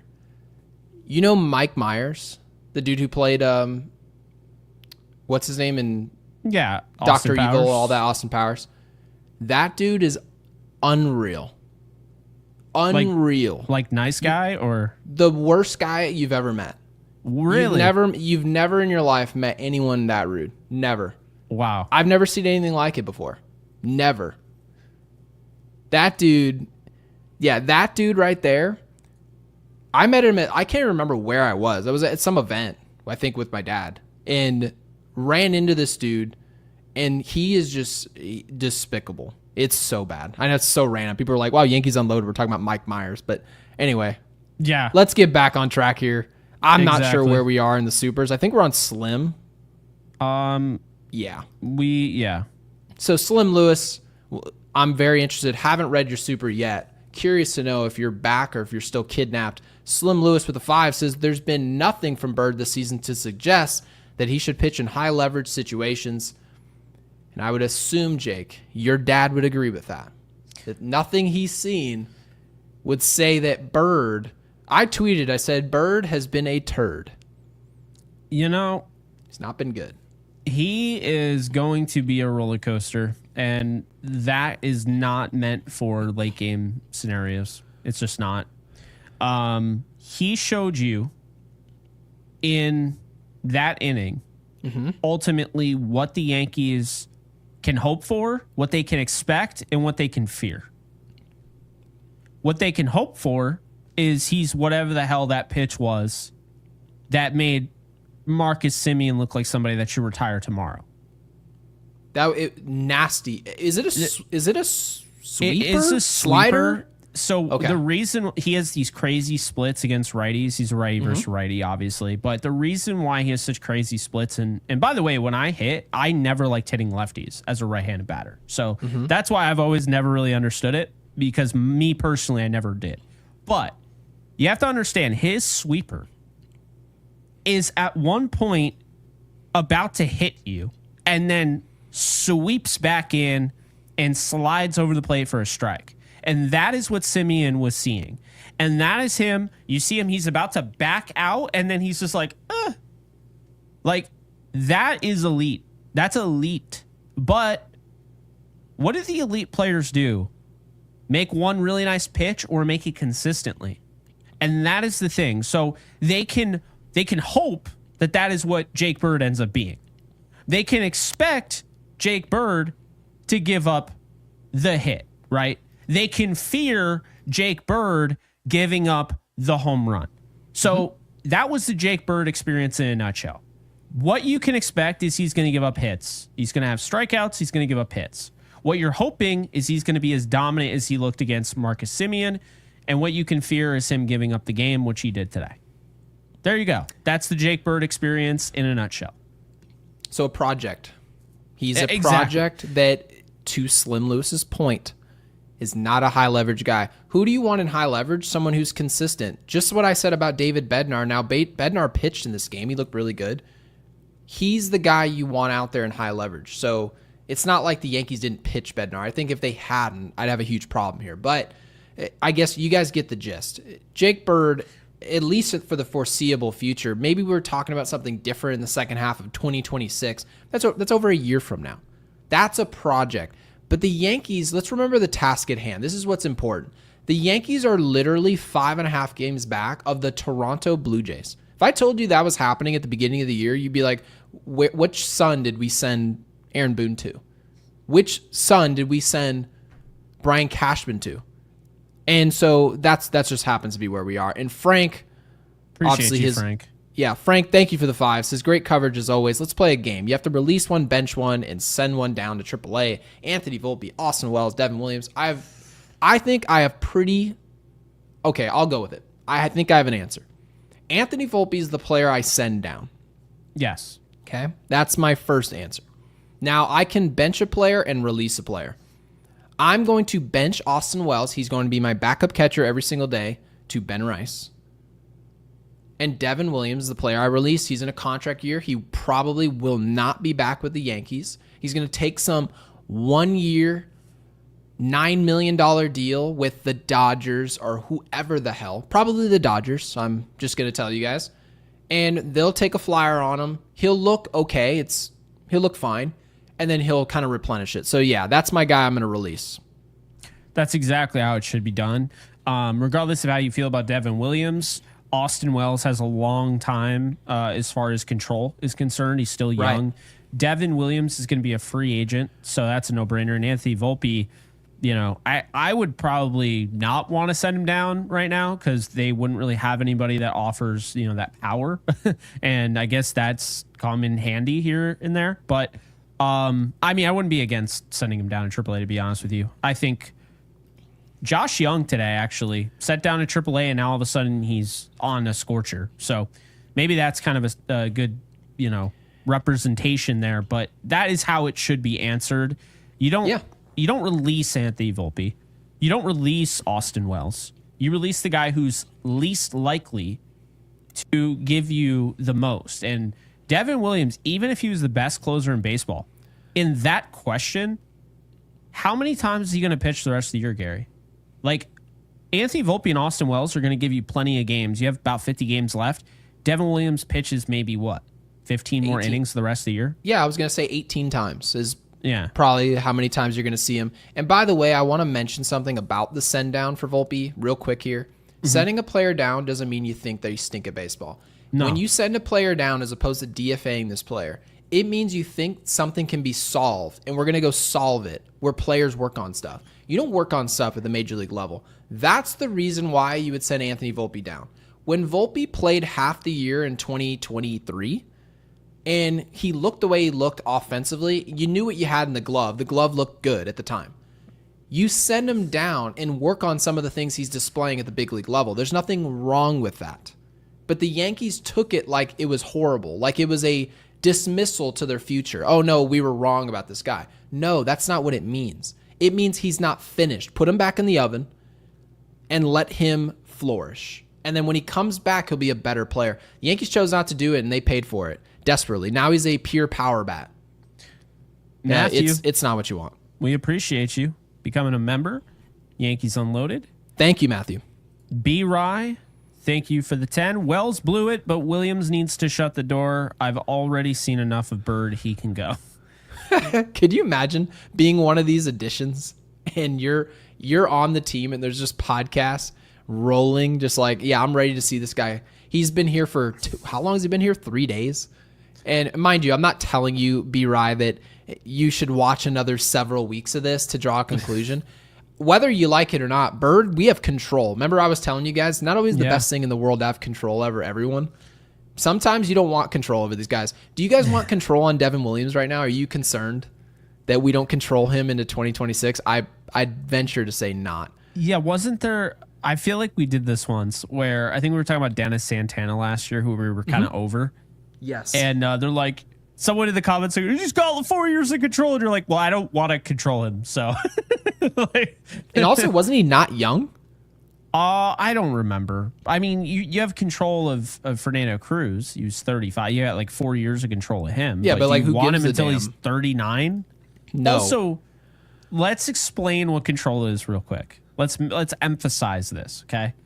Control means that essentially you have arbitration, okay? Mm-hmm. But you still need to give these guys a pay raise to keep them more often than not.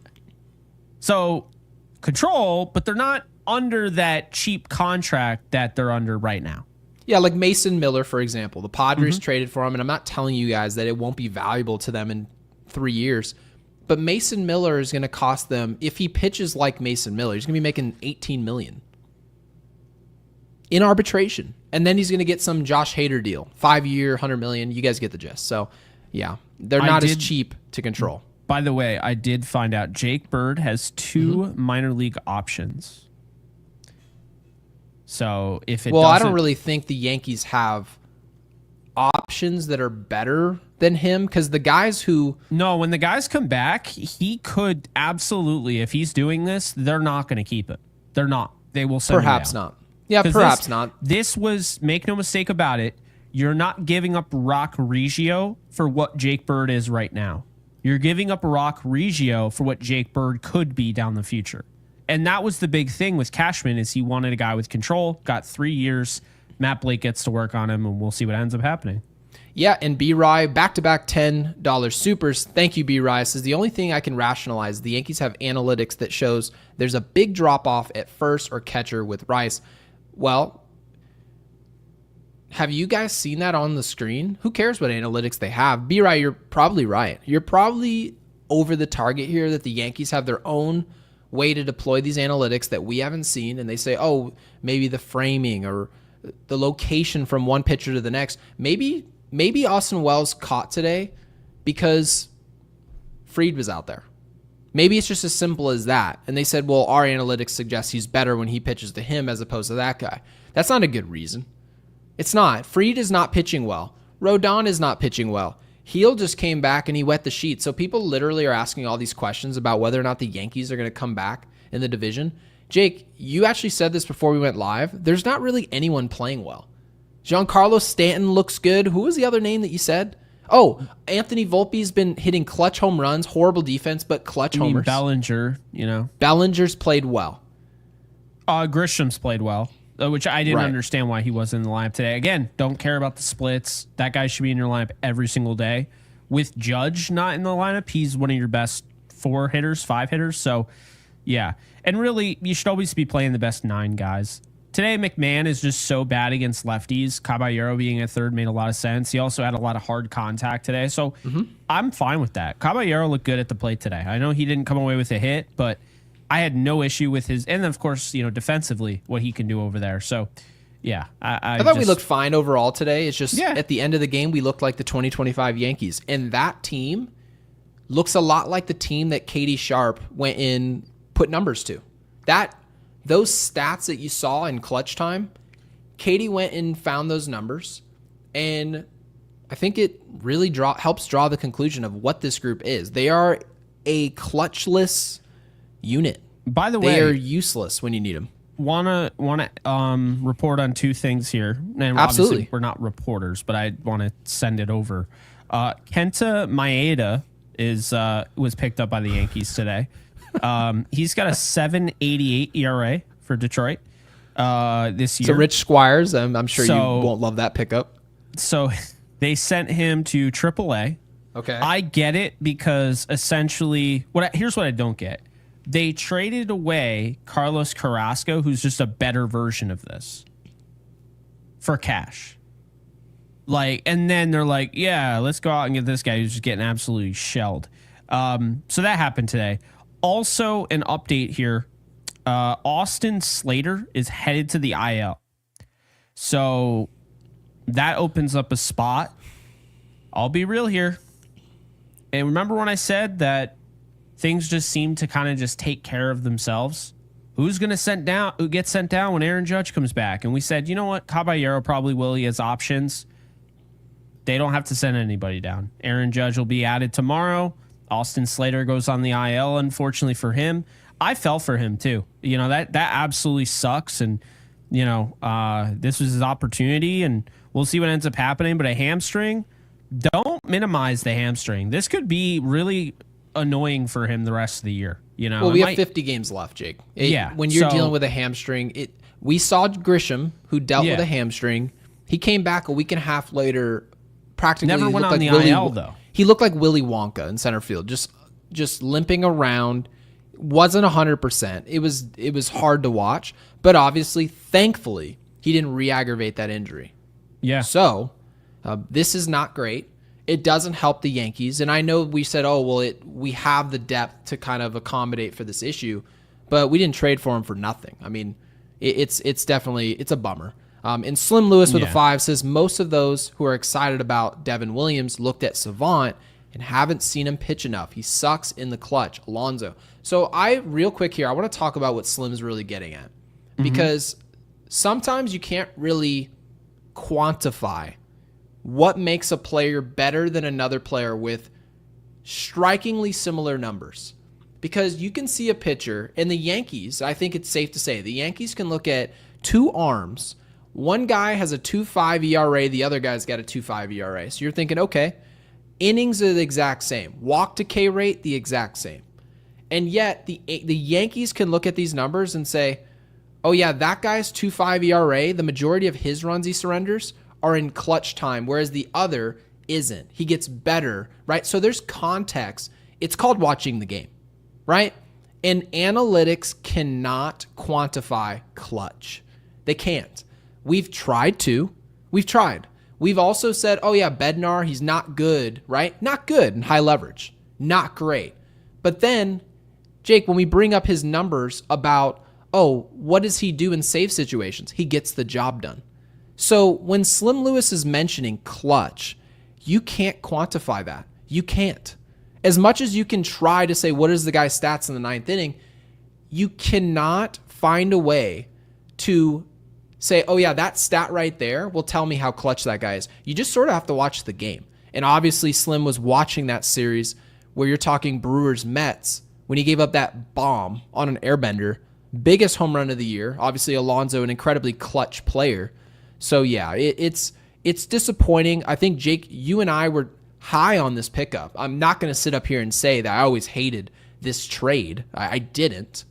But now sitting here in hindsight, Devin Williams is just not getting it done when it matters. No, and more importantly, and I mean, I don't want to say more importantly because they have filled the need and it's already done. But man, getting rid of Caleb Durbin the way he's hitting right now, and you look at the Milwaukee Brewers, one of the best teams, if not the best team in baseball. Isn't that funny? Oh yeah, they're gonna trade Freddie Peralta, like.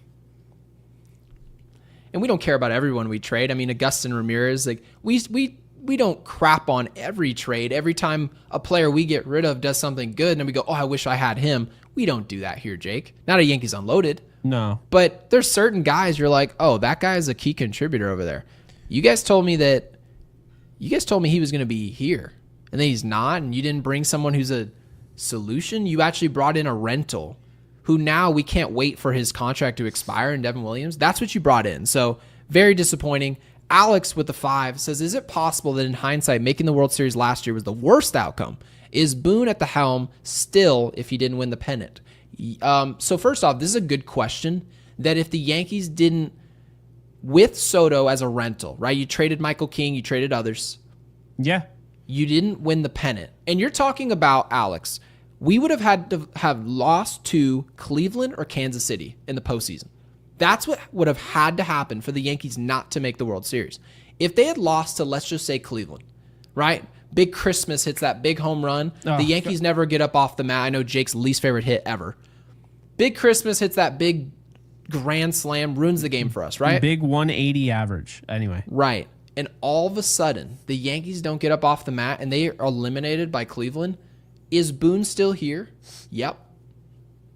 Yes, he is. Boone is still there. So. Why? You think he's still here? I agree. Now, if it were to happen again, no, I don't. I actually don't. Nope. So you think if Boone doesn't make it to the World Series this year, he will be dismissed? I actually think he will. Okay. Unfortunately don't have as high of hopes. I agree with you. It should happen, but I will I say have this, to believe Gary. in them. They're 60 and 53 right now. Mm-hmm. It's no secret they're struggling. If he turned it around and that's how they would look at it, and then they lost in the ALCS. I don't even know what I'm saying. He takes a sip of water and I'm about to make him choke on it. Sorry, Gary. Anyway, funniest part of the entire show. No. Sorry. Thank you, Jersey Girl, for the 2. Thank you, Jersey Girl. If you know, you know. So if he got to the ALCS and lost after the turnaround, which is how I think they would bill it, I think that could save his job. I do. If they lose in like the wild card or they don't even make the playoffs, he's getting fired. I don't even have a doubt in my mind, because again, 2023, we talk about it all the time. Aaron Judge got hurt. It doesn't matter that he got hurt. That team wasn't good with Judge. We talked about it. That roster was horribly constructed. Yeah, him that getting was on hurt Cashman. just gaslit all of us. Yeah. It's the worst excuse ever. That roster wasn't doing anything if Judge stayed healthy, and Judge was great that year. We were gonna win how many games? Probably 87. They might have made the playoffs. You know, they would have lost in the first round. That team was horrible. That was not a good team. Like, so again, that was on Cashman. 2024. Yeah. I thought the team was pretty good, but top heavy. And honestly, you have to look at Boone, his decision to play Verdugo over, because you kept talking about it like, oh, yeah, you know, Verdugo's going to play over Jason Dominguez because of the defense. But it's like, what about maybe Boone has already kind of showed us that he messed up, because look at what Trent Grisham's doing, and he decided to play Alex Verdugo. What is Alex Verdugo doing right now? Trent Grisham is having a career year. And he's you could probably say, golfing. Is he on a team? I think he did get signed. I just can't even remember where. Was it Atlanta? I thought he was on the Braves, but like, did they cut him? We have no idea. I mean, this is Yankees Unloaded. This isn't MLB Unloaded. Have no idea what Alex Verdugo's doing. Oh, okay. So he got cut. He had a 239 batting average, 0 home runs, 12 RBIs, and a 585 OPS. That was the guy, by the way. So he's golfing. that was playing over Trent Grisham. Yep. And we were complaining about him playing over Jason Dominguez, but really, we're not around Trent Grisham all the time. And then you hear Boone admit to it during, the offseason this year. And it was, what did he say? Oh, yeah, we know we're going to get Trent more involved. We want to get Grish more at bats. We know what he can do. Said that during spring training. It was already understood. You know what he can do? What's that? Then, no, I'm saying that's what he said. Mm-hmm. Why didn't you play him over Otto out Verdugo? Did anyone ask him that question, by the way, in the media, this New York media? Did anyone ask that? No. They didn't, did they? No. So, again, guys, when you guys tell me how hard it is to play in New York, it's definitely harder to play in New York maybe than Arizona, right? Maybe than Colorado. We get that. Yeah. We get it. There's media coverage. More people give a rip. We understand. But how do you not ask those basic questions? The most basic question ever. It's not like it's malicious. Hey, that guy and Alex Verdugo is one of the worst players in the big leagues last year. That guy and Anthony Rizzo, he wasn't doing anything last year. Nothing. And yet, both of those guys are jobless in Major League Baseball. You had them in the World Series starting. And so people sit up here and say, oh, Cashman did this. I know earlier you said Cashman did his job. You were talking about the deadline. To somewhat fix what was wrong with the team. I don't like Cashman at all. I'm just saying, I'm just trying to be fair. There's nothing right now that Cashman can really do to improve this team. Not at this point. He's made his bed. His bed is the way it is. And Desert Fox, thank you for the 10, says Jeff Nelson, who Jeff Nelson is awesome, was on ESPN New York this afternoon and said that Bednar should be closing. Thought the same thing, but the Yankees stubbornly keep him there, even though he has not earned it. Classic Yankees. Yeah, the Yankees are smarter than us. So again, Desert, thank you for that. And Fit, thank you for becoming a Yankees Unloaded member. I'm assuming Jake dropped it in the comments, which is really helping. Pinned. It's pinned in the comments section, but it is really helping because people couldn't find the damn button. I don't know what YouTube's doing. Yeah, we don't know. But again, guys, thank you for doing so. Thank you for investing in us. And of course, as we head into the offseason, we hope it's better for you guys. Cashmere Black with the 5 says, I enjoyed watching your father, Gary, hit growing up. He had a unique but violent swing. Yeah, I mean, people give you credit. They make it seem like it's you when something good happens, but when it's bad, it's the coaching staff. No, a lot of it is just talent. You guys got to get better players in here and complete the development. My dad wasn't my dad when he was 16, when he's 17. There's a development process there. The bat waggle that you guys see was not there when he got up to the big leagues. It had to develop.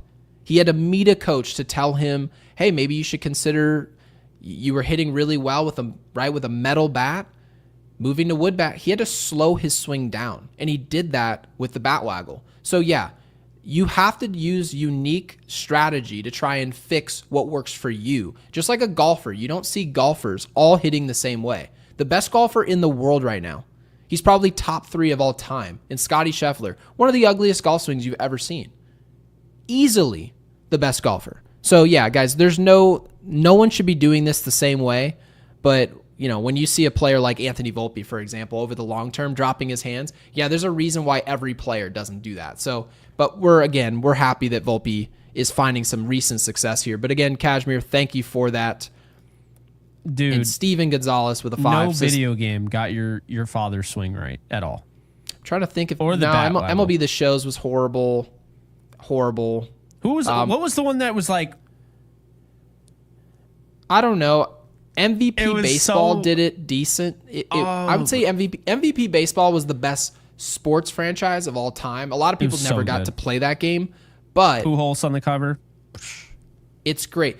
I think the best video game of all time, I think it was the one where it was, unfortunately, remember we lose in 04, right, to Ramirez, Ortiz. Oh, the Red Sox themed Red Sox themed MVP Baseball.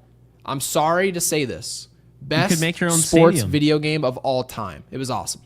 Yeah, it was way beyond its years because you could actually make your own stadium. Yeah, I don't know what happened to MVP Baseball, but that was insane. It's kind of like ESPN 2K football. When they got rid of that, I was like, I don't know what we're doing.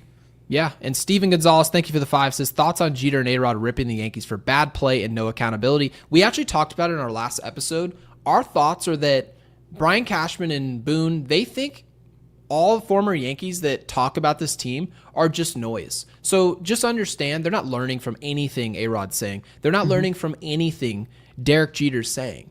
They're just simply believing. Internally, those guys are just preaching to the choir. We're losing, and they're just going to say the obvious thing that they know the room wants to hear, and they're going to get their clicks and their retweets and whatever the BS. That's what the unit of the Yankees thinks. Did you see what Boomer said? Can you remind me? He was saying that A-Rod... Well, first off, he said Jeter was elitist for not going to the... Was it... And by the way, I like Boomer Esiason, like his NFL coverage anyway. But he said that Jeter was elitist for not going to, what is it? Old Timers Day? Because it's his daughter's birthday? Gary. Could you imagine inviting someone somewhere and they just say, hey, man, I can't make it. And you're like, what a jerk. I mean, Gary, like, think about this. All right, let's just say Yankees unloaded, we did some, like, softball league or whatever, right? Mm-hmm. And you realize, okay, and by the way, we planned it. Like, I planned it, didn't even tell you, really. And then all of a sudden, it's like, oh, yeah, it's going to be this day. And you're like, well, that's Antonella's birthday. I can't make it. It's like, can we do it another day or whatever? We're throwing Yankees Unloaded at the stadium. All of a sudden, we find out Ed W. can't make it. What an asshole. Yeah, I know. Oh, yeah, Won't that's support the channel? Are you kidding me? Ridiculous. And then the that was Jeter. That was earlier, right? That was a few weeks ago. And then A-Rod basically was saying, and I'm paraphrasing here, but he was saying, with accountability, he's like, you never took accountability. Okay, so here was my take on that. Ridiculous thing to say, obviously, right? Yeah. What's the saying? Everyone says microphones, all podcast equipment should be more expensive. I'm going to say this rather than insulting him. Yeah, I'm not insulting Boomer. I like Boomer. I just think he was out of pocket with those. Here's what I'm going to say about Boomer. If Alex Rodriguez had no accountability, he would have demanded a trade. Remember when we were pinch hitting Raul Ibanez at Yankee Stadium, and Raul ends up hitting 2 homers, right? And the rest is history. Well, can you tell me, what was A-Rod doing in the dugout? Mind you, the ball goes off the bat, Yankee Stadium is going berserk, right? I'm sitting here thinking, oh, Manny Machado at third base is going to be impressed by this atmosphere. He's going to be a Yankee soon. This is awesome. Can anyone remind me what A-Rod was doing in our dugout? Jumping up and down for joy. Poor, no accountability, poor leadership. Oh, really? Alex Rodriguez is the best player who's played for this franchise in 25 years. Minimum. And you think A-Rod, who took no accountability, right? And now, mind you, if you wanted to make the argument that this is about steroid use and making a mistake, right, to take an advantage, fine. If that's your opinion, fine. I don't have a problem with that. But if you're going to sit up here and act like this is between the lines and Alex Rodriguez didn't show any accountability as a Yankee, Alex Rodriguez carried this baseball team, 2009. You think that he went from Aaron Judge-esque performance, right, where he's this super heroic player, and then all of a sudden October comes and he's down here. It's not the same player. And then all of a sudden, Alex Rodriguez turns the corner, as we like to call it. He's a different player. You think a player went from here to there by not taking accountability? What is it that you think happened? Honestly, Boomer, as a real answer to this, without insulting you in any way, how is it that you think people improve at anything in life? You have to take accountability and say, this isn't good enough. I need to be better. It's exactly what he did. Full quote. Go ahead and read it. All right. Boomer Esiason, quote, I almost laughed at that. It was so funny. I think he forgets just how entitled he was when he played here, end quote. In what way? And this is why I always defend A-Rod. he didn't immediately show up and he's like, I'm the best shortstop in baseball. I'm better than Derek Jeter. Everyone knew I was better than Derek Jeter. I'm going to take over shortstop. No. And did he make it a big deal? Anytime they lost, did he say, oh, Jeter made an error? Do you think he went to the media and said, I should be playing short? No. So I don't understand this whole entitled. Entitled for what? What was he entitled with? Like, and I guess I don't really understand it. Like, maybe WFAN has some connection to the Yankees and Boomer Perhaps. has to say so. I don't know. I don't care, right? I just felt like this was ridiculous. And I'm honestly, you've said it before. You want to bring up the steroids, that's a different discussion. But to, constantly attack A-Rod's character and constantly attack A-Rod as a player on the field, okay? Steroids aside, all of that aside, is bullshit. It's absolutely bullshit. He's the most hated superstar New York has ever seen, by far. And by the way, A-Rod definitely didn't make it easy, right? He made mistakes in his career. Yeah. I'm not going to see, first of all, no one's perfect. Yeah, I consider Alex a friend. I wouldn't sit up here and act like Alex Rodriguez was the most likable player throughout his career. I think he would hop on our podcast and say, yeah, there were certain things I did that were mistakes. But to suggest that he joined the Yankees and displayed no accountability and that his comments on the Yankees are hypocritical, you are absolutely out of your mind. You're insane. Yeah. Of course, Alex Rodriguez is the only reason. When was the last World Series we won before 2009? Can you refresh my memory, Jake?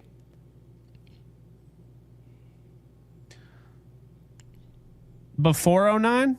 Yeah, wasn't it in the year 2000? It was 2000, yeah. It was the year 2000. The Yankees wouldn't have won a World Series in 25 years, guys. We're not winning the World Series this year. Get real. If A-Rod didn't step up, because, and this is the thing I always laugh at, A-Rod, people still to this day, not everybody, right? But there's still some people to this day, he never came through in the clutch. Well, what was 2009 then? And then people say, well, that was one time. Isn't that what you're asking from Aaron Judge? That's what we were talking about. You're asking Aaron Judge to put on a show in 2024. He didn't. He had big hits. We covered them, right? Yeah. Hit the big home run off Clase, who obviously is probably getting suspended the rest of his career. But you guys get the point. We were waiting on his moment. This isn't plural. Moment.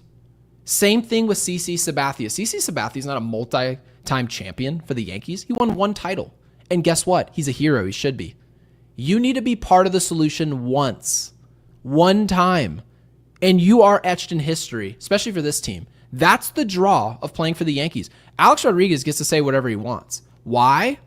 Because one of the greatest baseball players of all time, but also did it in the biggest market at the time.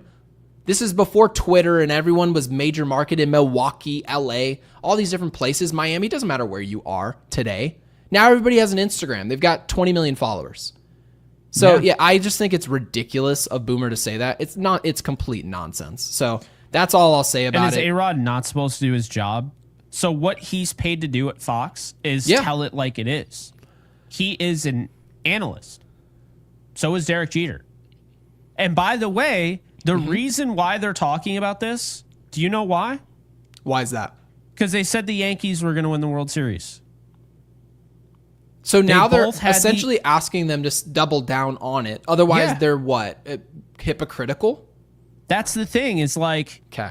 That's why it came up, and I have no issue with anything that was said.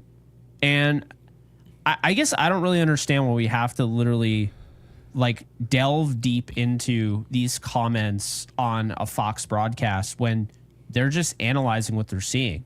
I mean, he was saying what we were saying. Okay. A-Rod quite literally was emulating what we were saying. He was basically saying that Jazz Chisholm should be benched because there should be accountability. He also said that Joe Torre would have benched me. If I had done what he did, and he's right. Out of experience, I wouldn't have played. Before. Yeah, and by the way, is Jazz Chisholm on the same planet as A-Rod? No, of course not. I won't even bother wasting a second. Yeah, I won't even waste a second of your guys' time with it. Jazz Chisholm couldn't wear his jockstrap. So having said that, if that player in A-Rod can say, yeah, no, I would have been benched. If I got thrown out at first base, I deserve to be taken out of the game because there's something to be learned here. It's not about, am I the best player for the team after I've been pulled? No. I need to be better tomorrow, and how can they make sure of it? Make an example of me. Did it with Ronald Acuna Jr. Yankees are too smart of an organization, apparently, to make the same decisions in 2025. And by the way, it's exactly why, in kind of getting to this, to FIFO's comment here, he's been a member for a month, so thank you for doing so. It says Boone has lost the team, and maybe I'm wrong. Yeah, no, I actually do think you're wrong about Boone losing the team. I think this is exactly the product that happens when you're friends with your boss. When your boss isn't respected, he's not feared at all. This is what you get. Boone is well liked. If there was a vote at Yankee Stadium right now, they all fly him back to New York and said, "Hey guys, we're gonna do voting. I want to see which players want this guy gone, which ones want to get better and go to the next level." I bet you Boone keeps his job if the players had a say. He didn't lose this locker room. This is just what you get. Did you see what Clint Frazier said? I did not. I saw that they were rumoring some type of podcast with Jabba Chamberlain. That would be cool. Yeah. Yeah, I would say, I'm trying to find it, but earlier today he was talking about, like, he was asked, hey, what are your thoughts on so-and-so? And it was Boone, it was Cashman. It's really interesting stuff because he actually was kind of defending them. And I did see this. I know exactly. I can paraphrase it. I mean, Clint Frazier essentially said that Brian Cashman was straightforward and the only guy he liked in that, or at the very least his favorite guy in our front office. Essentially called him a straight shooter. If anyone didn't want to be here, he'd say, "I'll send you packing." Right? Which is not what we think he is. It wasn't the version. When I was listening to what he was saying, it's not the Brian Cashman. Now, frankly, I don't really give a rip whether or not players like a GM or respect how he's going about his business. I don't care. All I care about is the result that you can get as far as output. And the result's not good enough. That's the only reason. So I respect what Clint Frazier had to say about it 100%. But this isn't a respect game. This is a, can you win? Is that respect going to materialize into winning? And so far, the Yankees just haven't been able to figure out whatever equation they need to. Clint Frazier, we gotta get him on the show if possible because he's got some bangers. Like, I'll work on it. Cashman is a gangster. He tells it straight up. He was my favorite member of the front office. In 2020, on the first day of spring training, Cashman held a meeting and told everyone in that meeting that if they didn't want to be a part of the team, to say it to his face and he would relocate you. That came after he found out a player he traded for at the deadline never wanted to be on the Yankees. So I'd say he's a pretty straightforward dude and only wants players who want to be there on his team. I like that. I mean, I still don't like Cashman. And honestly, the captain did him no favors. Okay, I thought the captain documentary made Cashman look terrible, truthfully. Yeah, you're talking about how Jeter didn't like the fact that they purposely publicized this negotiation and made him an enemy for 15 minutes. That's ridiculous. Your Kobe Bryant. You don't do that. It was ridiculous. You just don't do that. I mean, I know I say that, and the Lakers tried to trade Kobe Bryant to the Suns for Amari Stoudemire, but that's besides the point. As a Suns fan, I would have accepted the trade. I know you would have. They tried to get Steve Nash too, I think, and then I think it went to No, I think it was Sean Marion. Sean Marion and Amari Stoudemire. Yeah. Okay. I could not remember exactly. We would have won the trade. As good as those players were, I think the Suns would have won that trade. Neil Freed, thank you for the 20, and also thank you, of course, for being a member here at Yankees Unloaded. Greatly appreciated. Says, how can Cashman continue to justify keeping Aaron Boone as the manager? Awful handling of every aspect of the game. Upper management is like narrow fiddling with Rome burned. Pathetic. So, just to kind of defend, I shouldn't even call it defend. That's just not even the right word. To really explain what we're looking at here for the Yankees, we're looking at when someone starts a business and they hire their buddies, it's really difficult to fire your friends. It's really difficult. If you hire your aunts and your uncles, it's really hard. They always tell you not to do that. And the reason they tell you not to is, A, you're going to ruin those relationships because eventually someone's going to get fired. But it's going to be a drawn-out process. I think everyone can agree with this, everybody that follows this team religiously. They'd say, at the very least, When Aaron Boone loses his job, we can almost guarantee it'll go on for years past when it should, based on the relationships that these people have with ownership. Hal Steinbrenner loves Aaron Boone. And I mind you, that doesn't bother me.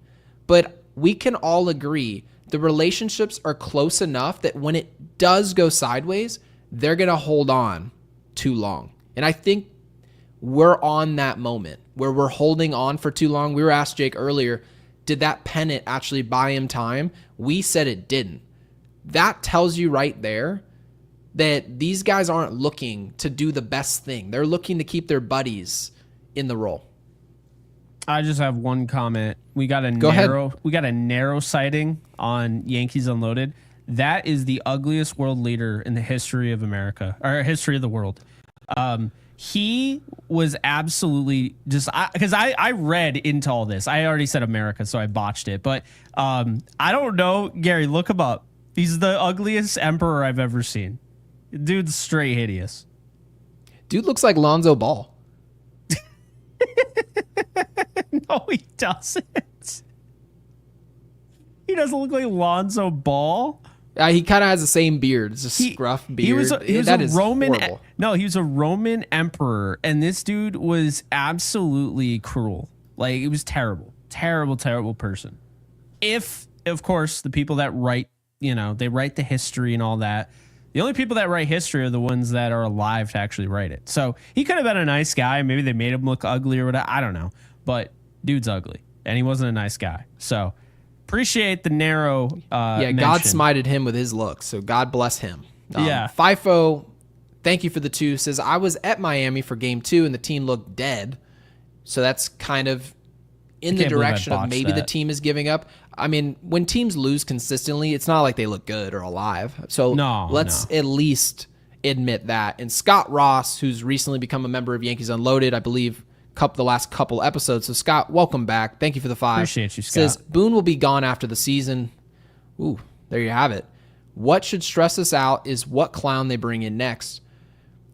Yeah, that's where a lot of those emails were coming in, Jake. People wanted to know who I thought I'm not going to get stressed out about it. I'm just not. We'll stress about it when it happens. Yeah, I mean, it's not even a guarantee it's going to happen. But, I thought it was interesting. Again, Clint Frazier had some thoughts on Boone. He said, behind closed doors, he's very much the same. The message is delivered to everyone in a passionate way, and you leave every meeting knowing what needs to be fixed. He cares. He wants to win. Imagine how many dudes on Twitter have been in my mentions saying, my opinion is dumb AF too. I have kept it real from the jump. I'm one of you guys. So, yeah, I appreciate Clint Frazier. I appreciate more people like that. We need way more people like that out there.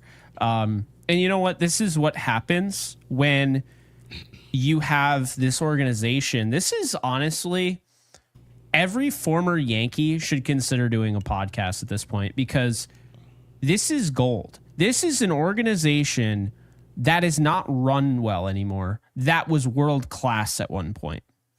Think about that. Now people want to know things like this. Who gave a rip before? Who was actually sitting there questioning Joe Girardi, questioning Joe Torre, questioning George Steinbrenner? People had issues with what Steinbrenner did. They didn't like the trading away, for Paul O'Neill, right? They were like Roberto Kelly. My dad didn't like trading for Bobby Abreu, right? He gets hurt running into the wall, a player at the wall. They trade for Bobby Abreu, right? There have been a ton of things that the Yankees have done where players, different assistants didn't like what happened. The fans hated what they did, right? Yeah. And it just seems like it doesn't really matter what the results are, that regardless of the results, we're going to sort of shift the way that you view this. There's like some type of consolation. If the Yankees go on a run and get into a wild card, win the wild card, go into the division, and then lose in the championship series, the Yankees can say, see, look what they looked like from this point to this point in the season. That's Aaron Boone's Yankees right there. That's what we're hoping for. There's essentially no way for this nightmare to end. There's always something good that happened during the season, and you can just start it right there and stop it right there. If you look at it from that point, they looked exactly the way we needed them to look. But overall, for the season, we're almost never happy with the overall mean of the season. It just seems like the Yankees are such an inconsistent franchise. It's very sad. Jersey Girl with the 2 says Devin Williams is Cardiac Clay 2.0. Hey, you just got a point there. Yeah. And Mark R with the 1. Thank you for the super. Mark, thank you. Appreciate and Breezo 27. See, we're trying to catch up here. Thank you for the 2. Says, I see why Soto left. Boone is really the problem. I mean, Juan Soto's not in that much better of a situation. The Mets are fumbling the NL East as we speak. Philadelphia went out and got Duran. They look like the better team right now. Philadelphia, if the Mets don't make and win their division, I mean, this isn't what Juan Soto signed up for. He told us, well, he signed for money. You guys know this. But he told us he likes the future of the Mets better. Okay, well, that future so far looks like you hitting 248 with 33 homers and your team losing the division and playing in the wild card. It's what they did the year before without you. So, and you're going to hamstring them because you're going to have to be a DH soon. And now they're spending all that money on the DH. The DH will be clogged. There you go. I mean, it's fine if he performs. So absolutely. Yeah, we'll like you said, if he only hits 248, well, yeah, if he's hitting 248, it's not good enough. He knows that. And John with the 2 says closer by committee has never won a title. This is true. The majority of teams that win the World Series have. Is that true? The majority, the overwhelming majority. Didn't the Cubs have a closer by committee, or was it just Aroldis? It was Aroldis Chapman. No, it was actually the other team that had a closer by committee. Yeah, because you're talking about Allen, right, and the Andrew Millers, right? You're talking about that. Andrew Miller was coming out, and that was really the introduction of our best pitcher, because I think it was Cody Allen who was closing games for them, but their best pitcher was coming out in the 6th or 7th. They were essentially just waiting around for Andrew Miller to pitch when the top of the lineup came up in winning time. And they did that. It didn't always happen in the 9th inning. More times than not, it didn't. So, yeah, closer by committee, I would agree, John. The overwhelming majority of the time, it does not work. And Yankee Fangirl for Life with the 5 says, am I remembering wrong? I thought that Luke was going to be the closer and Williams was going to be a middle reliever. So, no. They never said that this was going to be what was happening. When they made the trade, they said Devin Williams was going to be the closer. And the reason, and we agreed with it at the time, just at the beginning of the year, is that there's more value to the multi-inning in Williams, right? And we saw that before he received the closer's job. The multi-inning was really working. Now, obviously, this is after injury. Now it's not really working. And then Devin Williams, in hindsight, has been a lemon. So, multi-inning for Weaver, because you said for Williams, Weaver. so I wanted to make that clear. Yeah, thank you for clarifying. No, for Luke Weaver, you're talking about multi-inning there, and they saw more value in that. Top of the lineup, we're going to use him. And then the 9th inning, clean inning, we're going to give it to Devin Williams, who's shown in Milwaukee he can do it. Now, there are people in our comments with previous Super saying, no, he wasn't good in clutch time. I guess it's for a different day, but you guys get the point. No, the Yankees chose this, and this is how it ended up going. Jay with the 2 says, everyone sub so I can go get my Devin Williams jersey. What number does Devin Williams even wear? 36? 38. And that number will be vacated very soon. Yeah, I don't think he's coming back. I don't. I think Bednar's the closer next year. I think Doval's the guy that they could end up extending, though. I could see it. Yeah, I mean, that wouldn't bother me. And Yankees fan 27 with the 5 says just join in. If Boone is fired, I don't think he will be. Who will be your top choice? I think Don Mattingly would probably be my first choice right now. I know I've heard Shelley Duncan a few times. I wouldn't mind that at all. I like him as the bench coach first. Yeah, that's perfectly fine. And there's a lot of value to that as well. Yeah. In having him on the bench. People just act like the dudes on the bench are just chopped liver, but also they have a major impact. Coming from AAA, he's got a lot of rapport with these guys, like a Spencer Jones and Anthony Volpe wasn't there that long, but you get my point though. Yeah, I think that would go a long way. Welcome to the Yankees Depression Support Group. Appreciate you, Lauren. Still over 800 people, and we've been streaming for almost 2 hours. Believe it or not, guys, maybe people will believe this, but we weren't sponsored at the beginning of the year. And I quote, we're looking for podcasts that can have over 500 people concurrent, and only football podcasts can really do that. And yet we do a show every night, over 2 hours, majority of the time. Anytime we don't, one of us has to be somewhere. We have accommodations. We essentially have to accommodate for those. Yeah. Well, yeah. So I guess they were wrong. So again, yeah, Mom, this is a depression support group. It's been very sad. And you already put this up there, I believe. Yes, I did. That shows you how old these are. But Key Poppy, thank you for the 2. That was an hour and 3 minutes ago. I know. Guys, it just goes to show you, anytime you want to catch up on these, you end up behind. So thank you for the 2. Says, I don't think Wells knows how to call games. I don't know about that one. Yeah, I don't agree. I actually think he and Rice can call a game. But we're talking about the mistake of the day was letting him swing a bat. At the timing that he did, that was the problem. If we had just let Ben Rice hit and we win the game, are we talking about the game that Wells caught? No. Probably not. No. We are not happening. And Breezo27 with the 5 says, the Yanks are lucky that I'm not a player in the locker room because I would have gotten DFA the next day after going off on everybody. So I think Breezo probably has the perspective that Ben Rice was punished, and he's saying he would have gone to the next level. Yeah, not everybody can be... Steel chair? Right. People always make the assumption that these guys can give honest answers. They really can't. I think in football, you get some honest answers, but not in baseball. These dudes are robots. Jimbo Slice with a 7. Right. As a fan of the biggest losers in sports, obviously he's talking about the New York Jets here, I can help anyone out who's not used to seeing their team stink it up this hard day in and day out. So, yeah, being a Jets fan's got to be tough. Obviously, he loved the picture there. I believe that's John Cena. Yeah, that is John Cena. Wow. Yeah, that's John Cena. What a picture. It's he a just great. Lost the title. Yeah, You're it's like, I don't know what to say to that. I have no idea what to say about it, but so obviously Jimbo's used to this, just used to garbage product. I'm not used to this. You know what? You want me to tell you why I'm not used to it, Jimbo? Because they charge me, how much is it for a chicken bucket, Jake? Realistically, is it $18? Wasn't it like $28 last time we...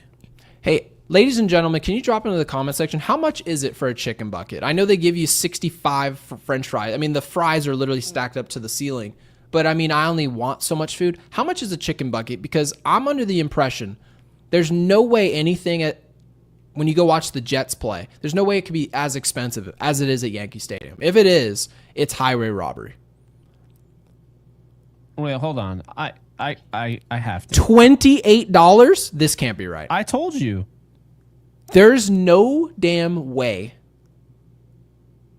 How do people get on me about Five Guys? I go get a jalapeno bacon cheeseburger with Cajun fries and a large drink, and I pay $26, and people go to Yankee Stadium and get chicken tenders. So let me just say this, Glenn.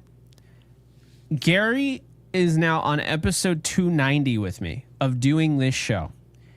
If you think for a second that he just doesn't watch baseball and has just been playing gotcha the whole time and making stuff up on the fly, I don't know what to tell you. But I will say this. Not only are you wrong for questioning if my co-host knows or watches baseball, obviously look at the bloodline, and then, of course, just listen to him talk. And then you can find out pretty quickly this guy knows a thing or two, right? But the thing that cracks me up is Bednar stinks. Bednar hadn't given up a run since, like, May. Wait, I think what he's probably getting at is Bednar pitched, obviously you're talking about in Miami, and he gave up. I just don't understand that. Like, well, he gave up a homer, and Derek Jeter came in and said, well, hold on, it's going to take these guys time. And we didn't make excuses. We didn't make as many excuses for it, like said, oh, it's just going to take time. No, but we know it's not going to be like that. No. So I think when you watch Bednar pitch like that and he gives up the bomb, people go, oh, this guy sucks too with us. But then you saw today, Bednar looked really good. That's what you're expecting. What do I get more times than not? So I'm not even going to dive into the mud with Schmohawks, but you get the gist. So yeah, Glenn R., thank you for obviously helping the algorithm and being here anyway. Oh, never mind. Never mind. He just called you a Nepo baby. That's how you know. You got nothing interesting to say, and then you throw the nepotism card out there. We look forward to your podcast. Alex, thank you for the 2. Says Andy is truly capture Boone's stupidity. Oh, is he? I'm assuming he's talking about. See, do you see this? He's talking about actors. How long ago were we talking about that? An hour and a half ago. So Alex, thank you. Yeah, we're not diving back into the rabbit hole of actors, but greatly appreciate it. Slim Lewis with the 2 says Durbin's 2025. His slash line 343, 410, 471 versus left-handed pitching, playing third, second, and shortstop. So, by the way, Jake, remember when the Yankees told you guys that they have a hard budget going forward? And they just traded for, mind you, I really like what Ryan McMahon overall has done for the Yankees in his short tenure. We've covered it. It is funny, though. They're literally doing the opposite of what you would have expected. $16 million a year. They could have had Durbin there. Caleb Durbin?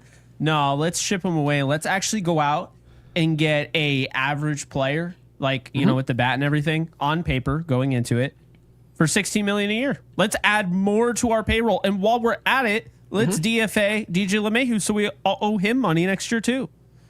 It's perfect. That's exactly what they've done. Truly. And they'd say, well, we didn't know in hindsight. And I say, you never do. You never do. Mitchell with the 2 says soft manager equals a soft team. More times than not, you rarely ever see it where the manager is not someone you like, respect, or think he's doing the right thing, and you just win anyways. Doesn't usually happen that way. So thank you, Mitchell. Yankee Fangirl for life with the 2, also a member here, says, is it possible the prob with our pitching is Wells? No. I don't think at all that that's the issue. Jake, what do you think about this? This is what I would say, and Yankee Fangirl, I appreciate it, because I always love when people are just like, you know what? I don't know what's going on, but I'd like to know. And maybe let's you know, put the attention on something else. Let's focus on something else. Let's try and think outside the box. Love this. This is what I do, right? I will say this. When you look at Devin Williams, do you remember what happened with Devin Williams?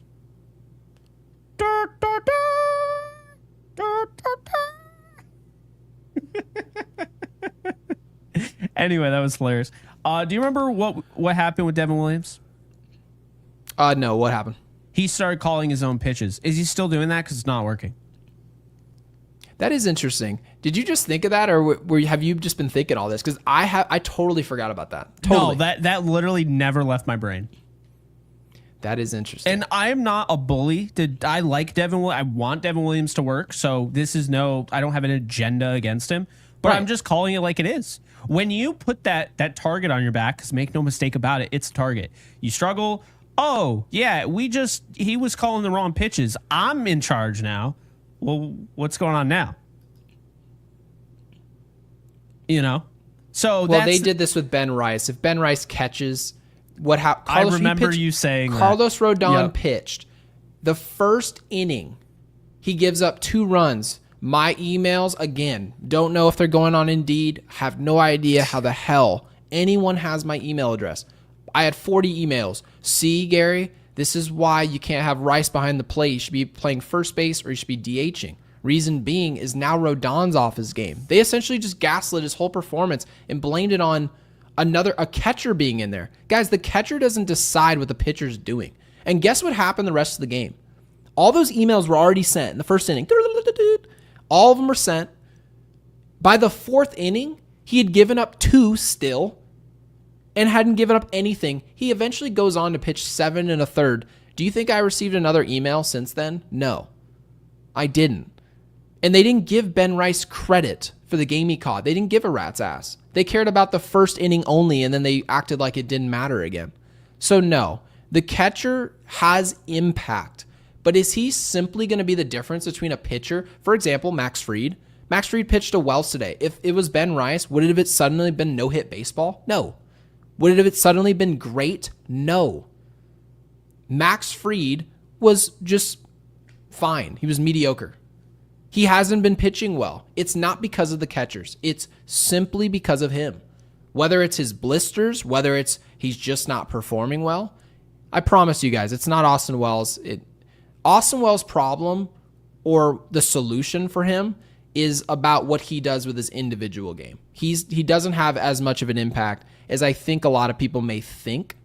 So, yeah, I don't want to do that. And Tim, with the 2, says, Judge back tomorrow. Is this true? This team needs a wake-up. Is that true? Or is it just possible he's back tomorrow? I mean, that was kind of the assumption. It certainly sounds like he's back tomorrow. And tomorrow he's going up against Nathan Eovaldi, who the pitching season very he's well. had, Jesus, keeps the ball in the yard. He strikes out about at least 1 an inning. Doesn't give up a ton of hits. Really doesn't walk too many guys.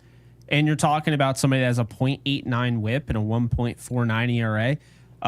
Also, I got to give a lot of credit to Texas. I think Texas, and this is not deflecting anything. The Yankees are playing like garbage. Go ahead. But I think Texas is starting to look like a decent team here, and I like that they went out and got Colomb. I really love watching that dude pitch. He has some of the craziest break you'll ever see. I mean, Texas deserves some love. And, we'll see what ends up happening here. The Yankees need a win, and it really is a reminder, just because, your schedule looks easy, right? The rest of the year, the 4th easiest schedule, you still have to play these teams. And I'll tell you right now, if everybody's just randomly playing good baseball, well, guess what? It's not going to be easy, is it? It's never going to be easy. You got 50 games left, whatever.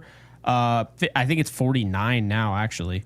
49 games. Not a lot of baseball. No, it's not. And Texas isn't going to get any easier. It's Will Warren on the road, mind you, completely different pitcher on the road.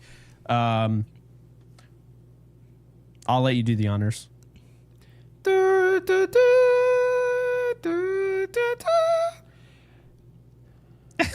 Could it go well? Yeah. It could. Do the numbers absolutely could suggest it will? No, it doesn't. We've covered Will Warren. By the way, Jake and I actually really like Will Warren. We think Will Warren is going to be a 3 in this game on our roster. The problem is he's not ready to be a 3 now. No. And the team is behind. You can't afford to be working on stuff. The Yankees need solutions, not projects. Even projects they know will work long term. That does not matter. The Jake Birds and we'll fix them in 2026. That doesn't help you with 49 games left in the season.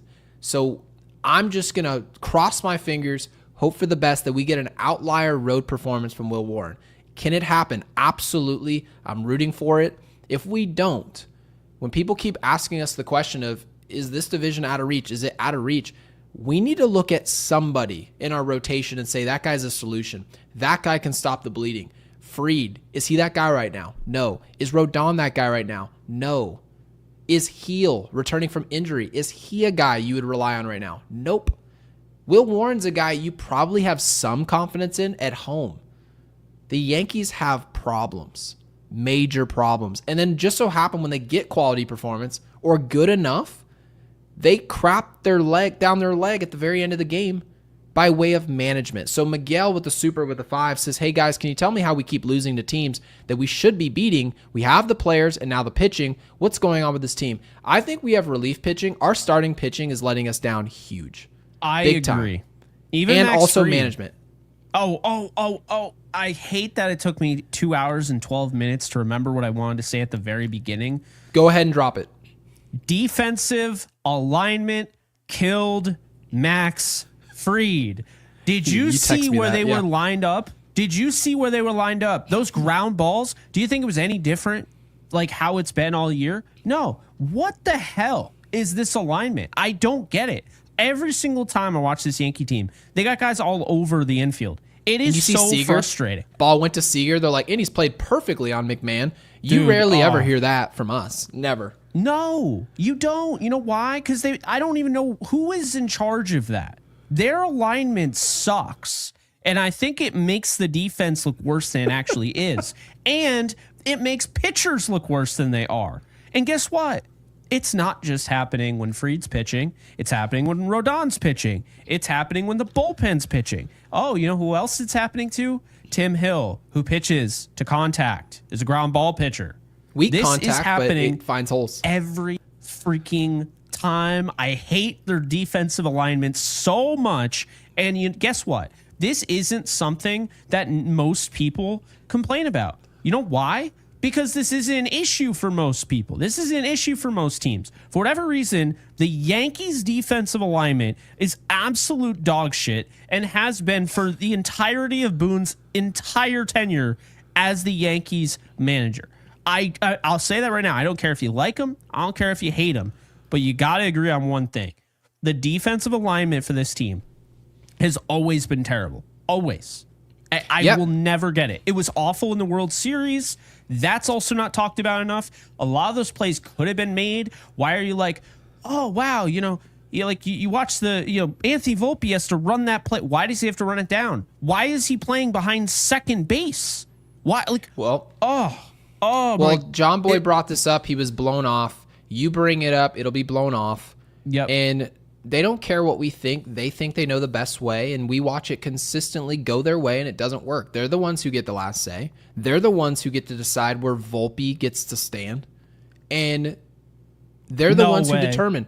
Jazz is going to shade this way. What? If that's the case, I want Rojas stranded in the Pacific Ocean. I don't care. What are you talking about? If he's in charge of alignment, I'm out. Jonathan, please tell me you're being... it doesn't feel like sarcasm. I feel like I've seen sarcasm many times in my 31 years of life. And it doesn't... I just don't detect it here. Please somebody tell me that Rojas... I'm going to assume he's not in charge of the shifting just for the sake of my mental health. But guys, if you're aware of who that is, we would love to make you a part of this podcast. We will throw you up on the screen. I want to know who's in charge of this. Now, do I think if the Yankees had better alignment, they would just be a much better team? Not really. But is it a problem? Are they using shifting to their advantage? No, I think we can all safely say this team has no idea what they're doing when it comes to shifting. And Hammer, thank you for the 5. Love the name. Picture just brings it home. Says, Rangers fan here, please don't crucify me, LOL. Yes, the Yankees are struggling, but can we admit the Rangers are playing good ball too? I mean, not really. The Rangers are 5-5 their last 10 games. Didn't the Marlins fans, I just said they were playing good ball. They're okay. They're playing 500 baseball their last 10 games. It's okay, right? It's especially considering where they started, right? They're getting Jock Peterson, who's hitting 1-something. And, of course, he hits a home run against us. I mean, it's not surprising. But Texas played good baseball today. They did. The Yankees should have won the game. They didn't. And you have to tip your cap to Texas. The exact same conversation. Miriam came into and I remember her name. Have no idea why I remember exactly who said it. Miriam said, the Marlins, you going to give them credit? And we did at the very beginning of the show. These teams are just flat out outplaying. The Marlins in Texas are outplaying the Yankees. It's who we are. So tip your cap, guys. They're better baseball teams. What's up? All right. I had to do it. Yeah, go ahead. Okay. So Rojas is the outfield coach. Travis Chapman is the infield coach. But I'm not sure if he's doing it because I see this major league field coordinator down here. I don't know what that means. What does that mean?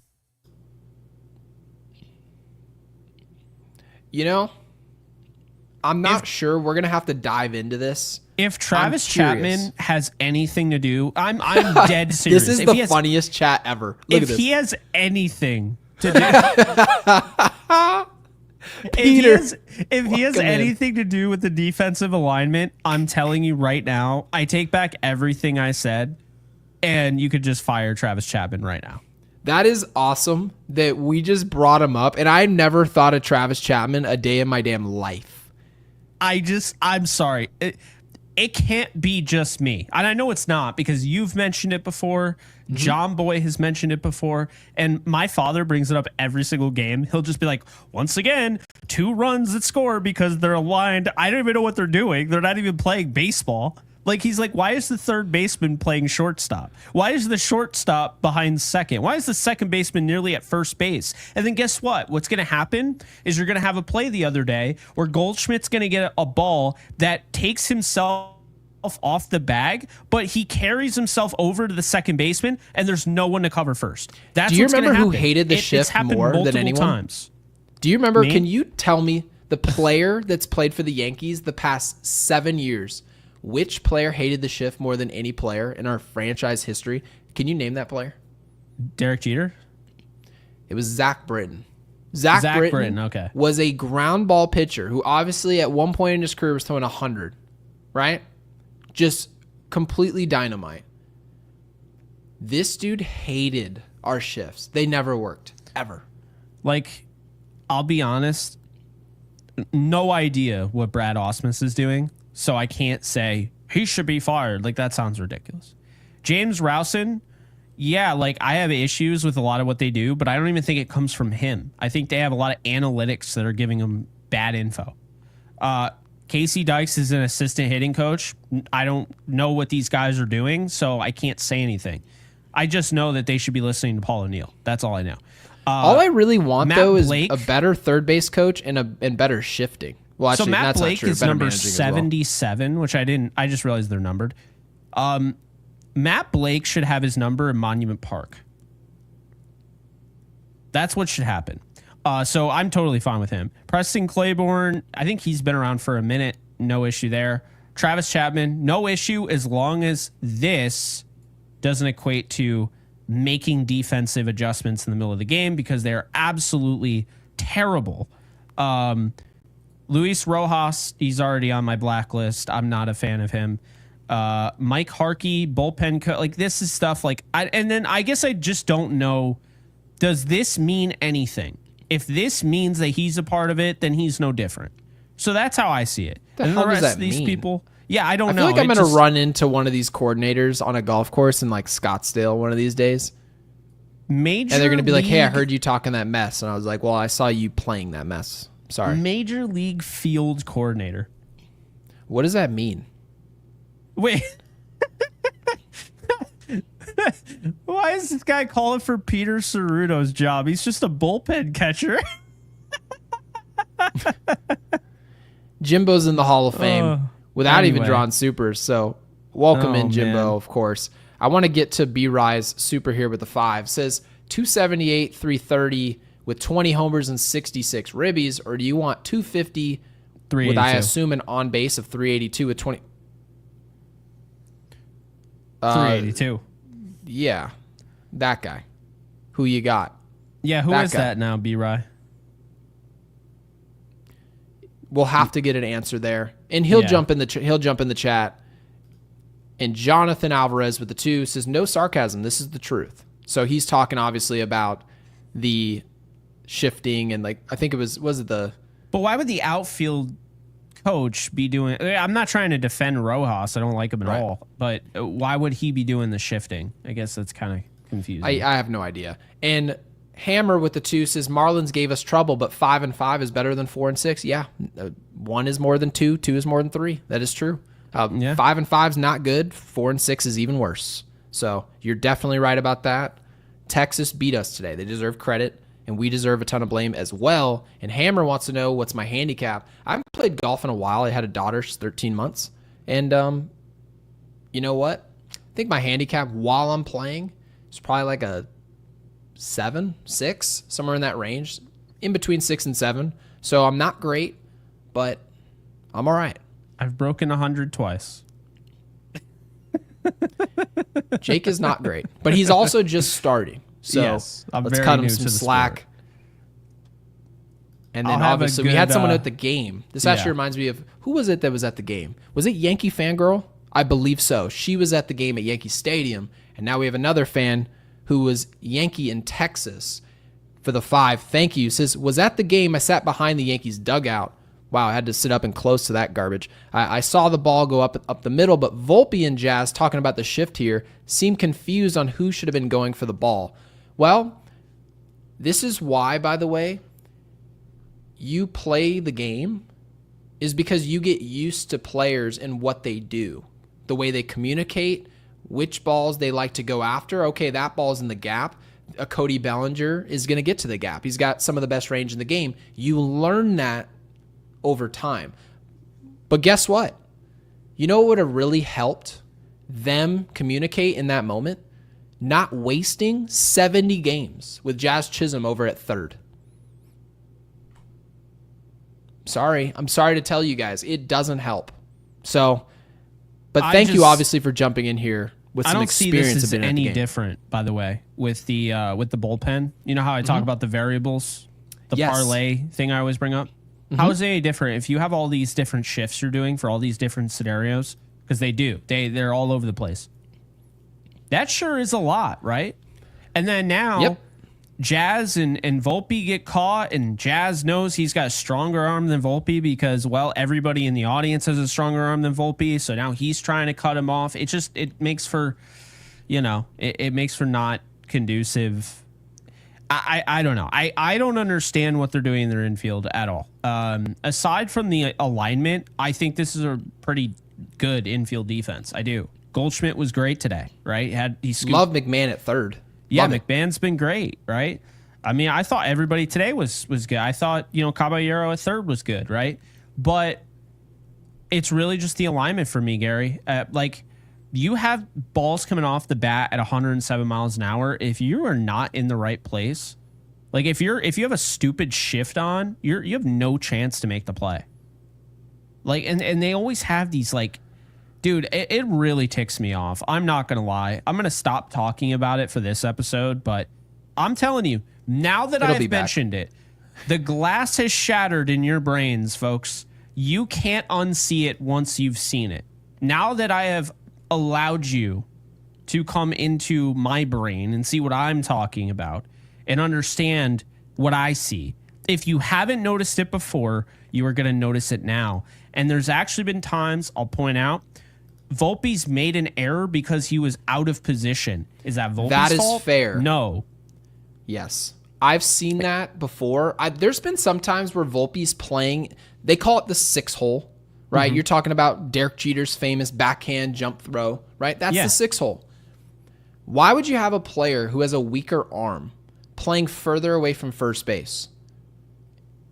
Even if he gets to that ball, there are times where people say, oh, well, I guess even if Volpe came up with that cleanly, he wouldn't have made the throw. Then why is he standing over there?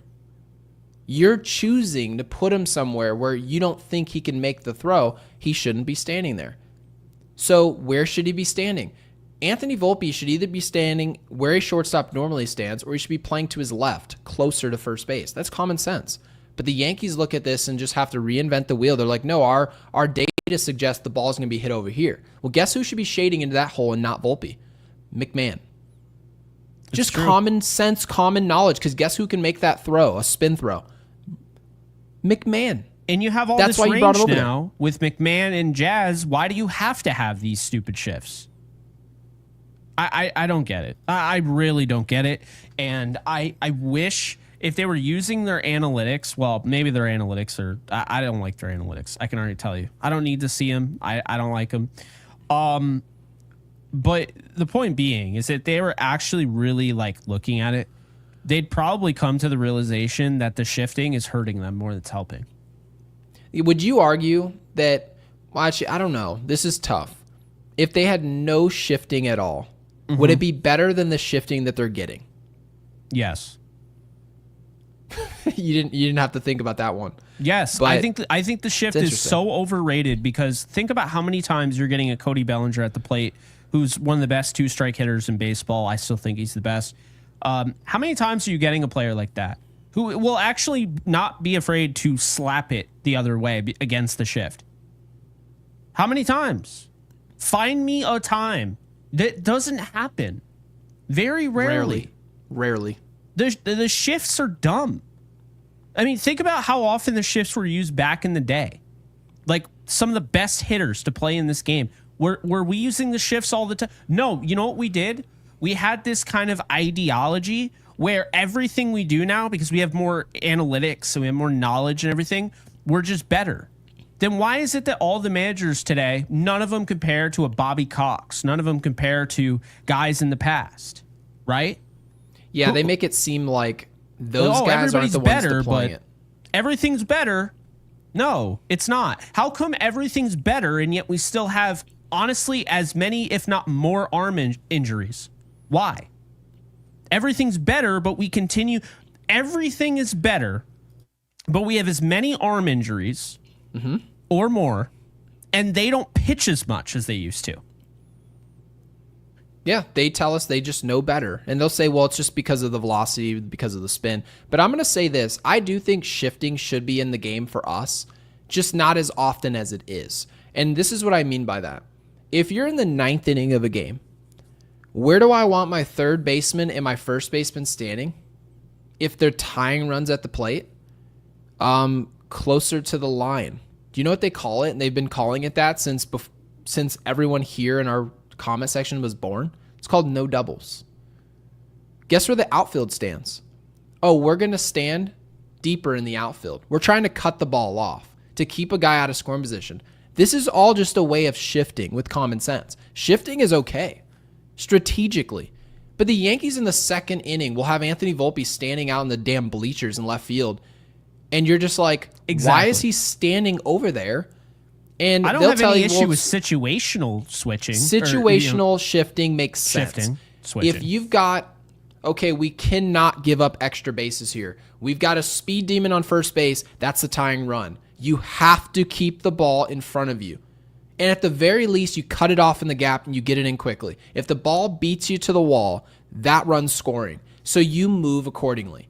The Yankees don't play that way. They just stand in the same places and they say, well, over 162, this deployment of defense is going to help us more times than it hurts us. And we watch the game, the shifting doesn't work. It just doesn't. You know when you can see when they're going to shift? They'll zoom in on Volpe after making a nice play. He'll look at a card, and then you see him moving in a completely different direction. It's like... And it's all based on tendencies, right? They got their flash card or whatever the hell. And they're like, yeah, you're going to move over here when this dude's at the plate. You know what's not on the card, by the way? What's that? The situation. Yeah.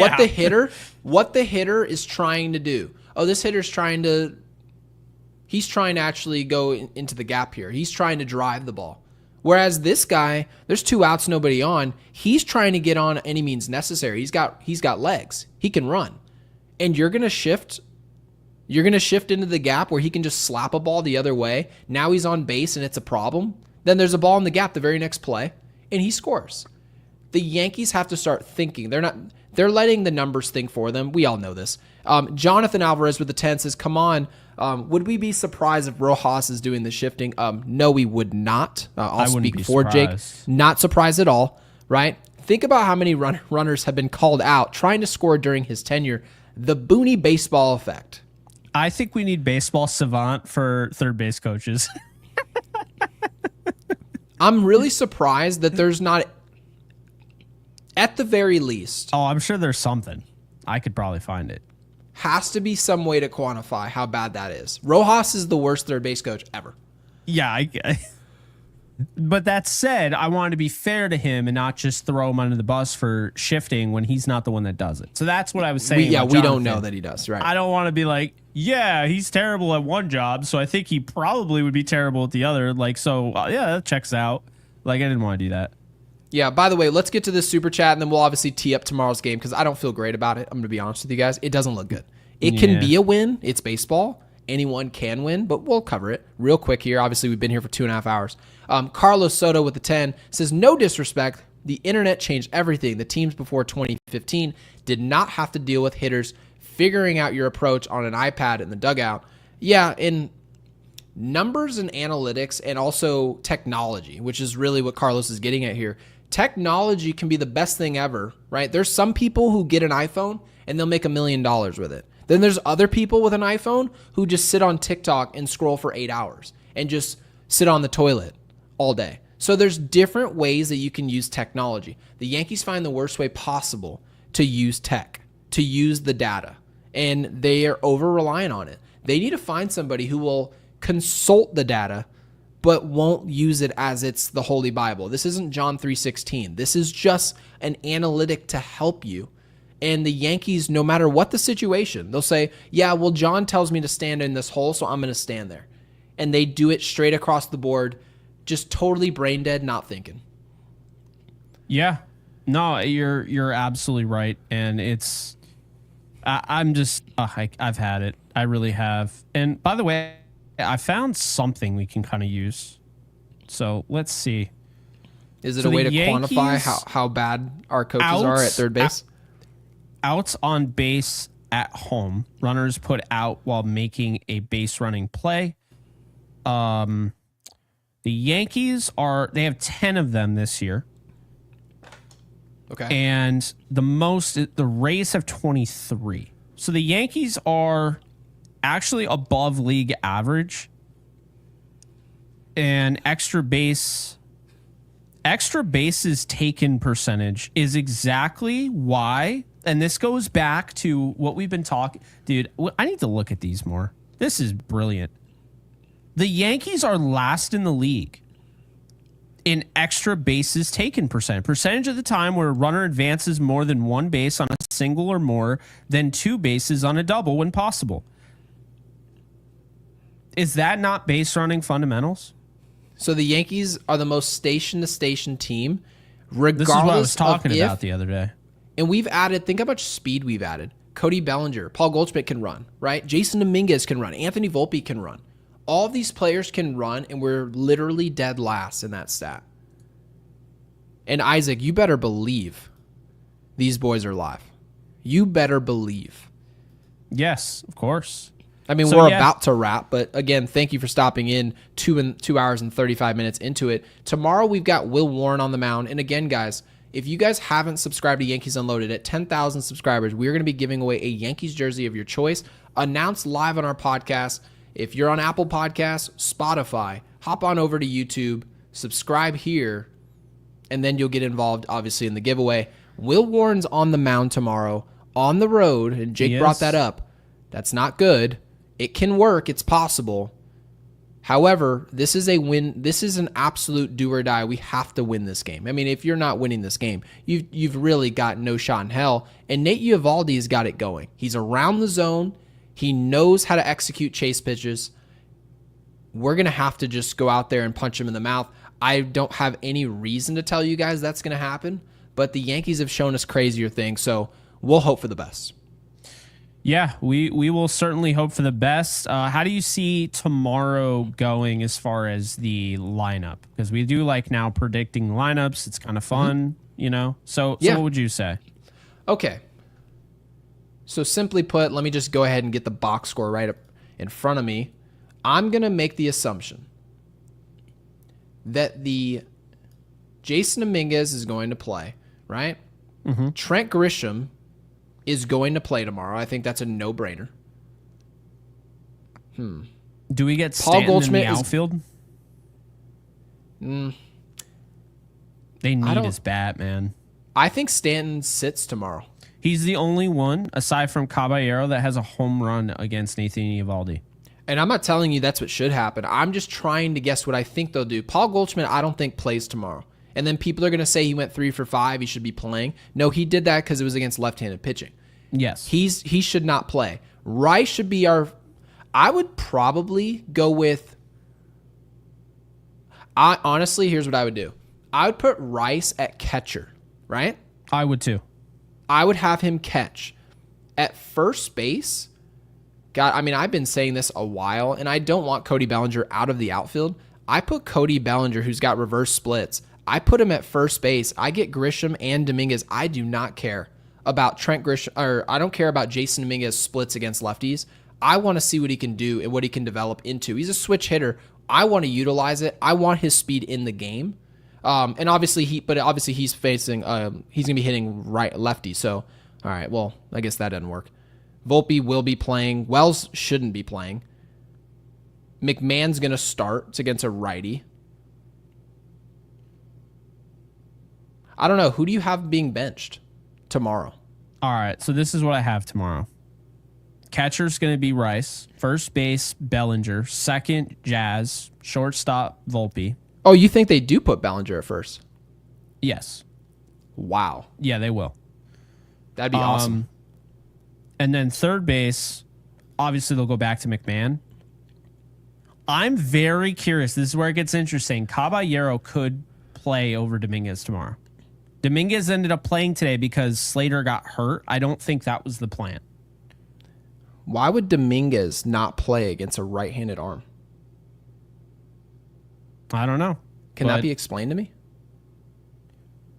I guess we're going to see what happens. Obviously, there's has always good somebody. Splits against Evaldi, but you're right. They don't care. So, yeah, I'll just go with Dominguez in left, Grisham in center, Giancarlo in right, and Judge at DH. It's the worst defense you've ever seen.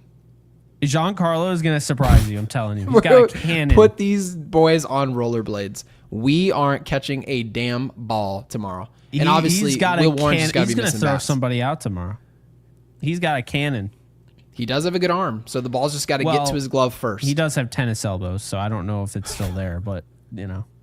This is all true. So Apex says, guys, Stanton is going to be in right field tomorrow. Obviously not high on it. Probably there we go, right. Apex. Yeah. So we're going to see what they deploy. You don't have a choice. Honestly, I would not be surprised, Gary, if Bellinger ends up being like the guy at first base moving forward, because they have to get creative. Stanton, it's just going to have to work out. I mean, keep this in mind. How bad can it get? Juan Soto was so fucking bad last year in right field. I don't think people realize how bad he was. Yeah, there just wasn't a ton of space at Yankee Stadium to cover, so we were able to hide it pretty well. Exactly. And then when we went to Fenway, we put him in left field. We're like, let's hide him over there. Yeah, it did We work. literally were doing that. So it's never not forget, like the defense is great. I watched the SNY broadcast because I wanted to see what they had to say about Juan Soto, since I was so convinced like all the Mets fans thought that they were getting him, and they did end up getting him. Dude, every 2 seconds, Keith Hernandez is like, I don't know what Soto's doing out there in right field. And I was like, that's going to be a right fielder next year, according to you guys. Right. So you enjoy it. But no, I remember Soto was horrendous in right. And what made it worse is that Judge wasn't good in center. And then people are shocked when we get to the World Series and we can't catch fly balls and all that. Yeah, so it like that's the thing. I mean, his fielding run value, Juan Soto has a 2 this year. Second percentile, -9. Okay? He's also hitting 245. He has a -8 outs above average. See, these things matter. And so that's why I'm like, look, I'm not saying Stanton is the greatest defensive player ever. I am not. Because he's not. He actually used to be a good defensive player when he was, not dead, essentially. But now, whatever. So last year, Juan Soto was actually, and this is the funny thing, okay? Technically, Juan Soto last year was bad, but he was nowhere near as bad as I'm saying, but he was still horrendous. He had a -1 fielding run value in the 44th percentile, okay? And -4 outs above average. This year with the Mets, Juan Soto has a -9 fielding run value, second percentile, and -8 outs above average, second percentile range. Yeah, because he doesn't get to play at Yankee Stadium. There's advantages to it. Yeah, Aaron it's Judge exactly playing what a you short said. right field at Yankee Stadium, much easier assignment. There's a reason you can't just throw him in center field and just get the same defense. He's not in the same outfield. He's covering different gaps. It's totally different. So, yeah, Giancarlo Stanton is... Jonathan Alvarez with the 2 says, Big G is going to have to play in right field on a hoverboard. That dude would break his neck out there on a hoverboard. God. We can give him a Home Depot scooter, whatever it is, and we're going to be hoping for the best. Giancarlo should be on a valet jog to every ball. Any ball hit, he should literally just start moving in the direction of the ball and just go pick it up and throw it in. That's your only job. And just bring the bat with you into the dugout. I don't care what you do in the outfield. Just don't get hurt.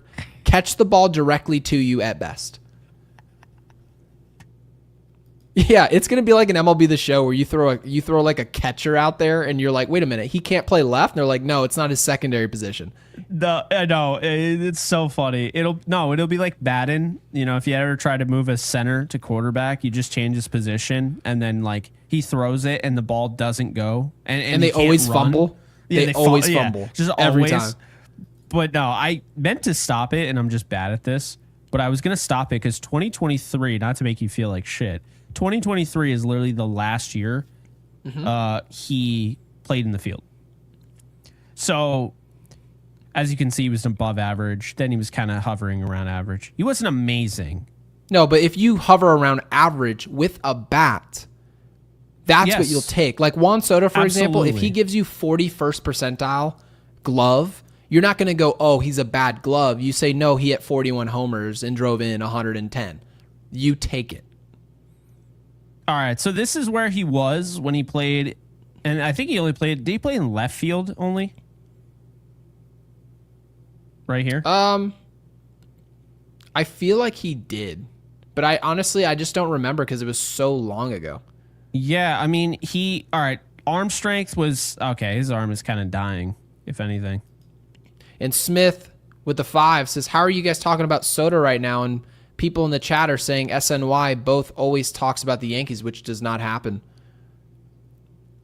Well, I mean, the reason we're talking about Soto right now is we're 2 hours and 45 minutes into a show. So, I mean, that's just what happens when you run a longer show. This is true. It is what it is.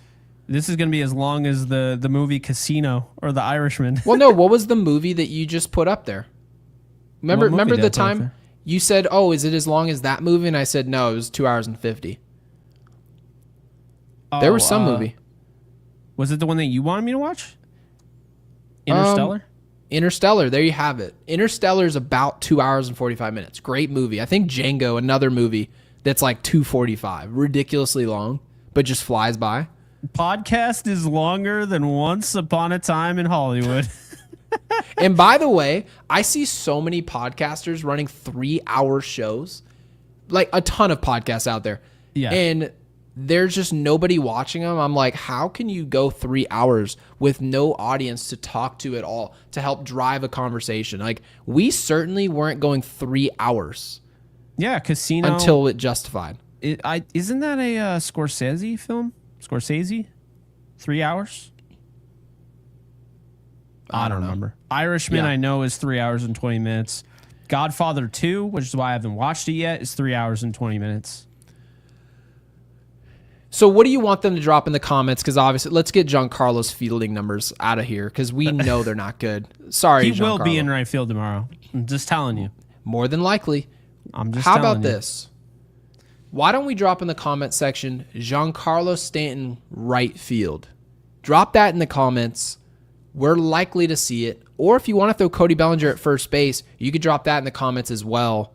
Make sure you guys subscribe to Yankees Unloaded. We are giving away that jersey at 10,000. I'd have to imagine we've gained a lot of subs in this episode. I mean, we had 1,000 people in here for over 2 hours. So we really appreciate you guys. Yeah. Obviously, our frequent listeners, obviously William Wallace, Jonathan Alvarez, to name a few who are still away in the from comments. 10 grand or 10. Yeah. 10,000. Yeah, that's what I'm seeing. 68 subscribers away from 10,000. Wait, I'm an idiot. I was just giving you the time. It's a tired moment, okay? From 9,100. Good Lord. Well, that will absolutely take that. So, guys, again, thank you, of course, to all of our supers. You guys are investing into Yankees Unloaded, which is allowing this to be our job. Yes. Which is what we want. The more that this is our job, the more time and effort and really, I mean, more so time you're awarded to be able to research stuff and hopefully make some hires. We'll get a producer up in here and it'll make our jobs a lot easier. So it's not like our job's hard. We just sit here with a mic like two jabronis, but it makes it easier than what it is. And we greatly appreciate it. Will the Yankees win tomorrow? I'm not going to sit up here. I'll never just hop up here and say it's just going to be a loss. It's baseball. Anybody can win. But there's a lot up against us tomorrow. Uvalde, the Yankees are going to have to take on some serious at-bats tomorrow if they want any chance, and you're not going to walk your way to a win. He's going to make you slug. And Brendan says 10K by the Astros series. I'm calling it now. We'd have to have quite the... I would assume that's based on when I said 68 away. And you're like... No, because honestly, when you said it, I thought, oh, something happened that I haven't seen before. Yeah. But no, I wish we were. But again, guys, We can't wait to give away the jersey. Obviously, thank you everyone for being here. Thank you for investing in us. And thank you for the new members that we had. We had quite a few today. So we will see you guys tomorrow. 7,000 We hope for the views. best. Yeah. 5 o'clock game Pacific. So this game's at what? 8 o'clock? What time is this game at? 8 o'clock Eastern? Yes. And then they have, oh God, they have I think it's a 2:30. I don't, on what was it? Wednesday? Yeah. Yeah, and then an off day on Thursday, which we're still going to come out with content on Thursday just to let you guys know ahead of time. We're going to come out with multiple videos that day. So we really appreciate you guys. Jimbo Slice, thank you for being here. And Swag, like Clem, says nearly 1/10 of your subs in a stream is great. And Great this picture. late at night. What? Yeah, well, yeah, as far as analytics go, our podcast, technically speaking, if we had as many subs as a lot of the podcasts that we've seen out there with many more subs than what we have, well, not going to toot my own horn, but we're doing better. So, Hey, thanks to you guys. It's because of you guys, exactly. It doesn't work out without you guys. And that's the big thing, you know. And we always have a blast, and well, I didn't think this podcast was going to be 2 hours and 50 minutes and Why not? be as long as, but do I care? No, I don't. Yeah. Drop Giancarlo Stanton right field in the comment section. And of course, like this video. Like it.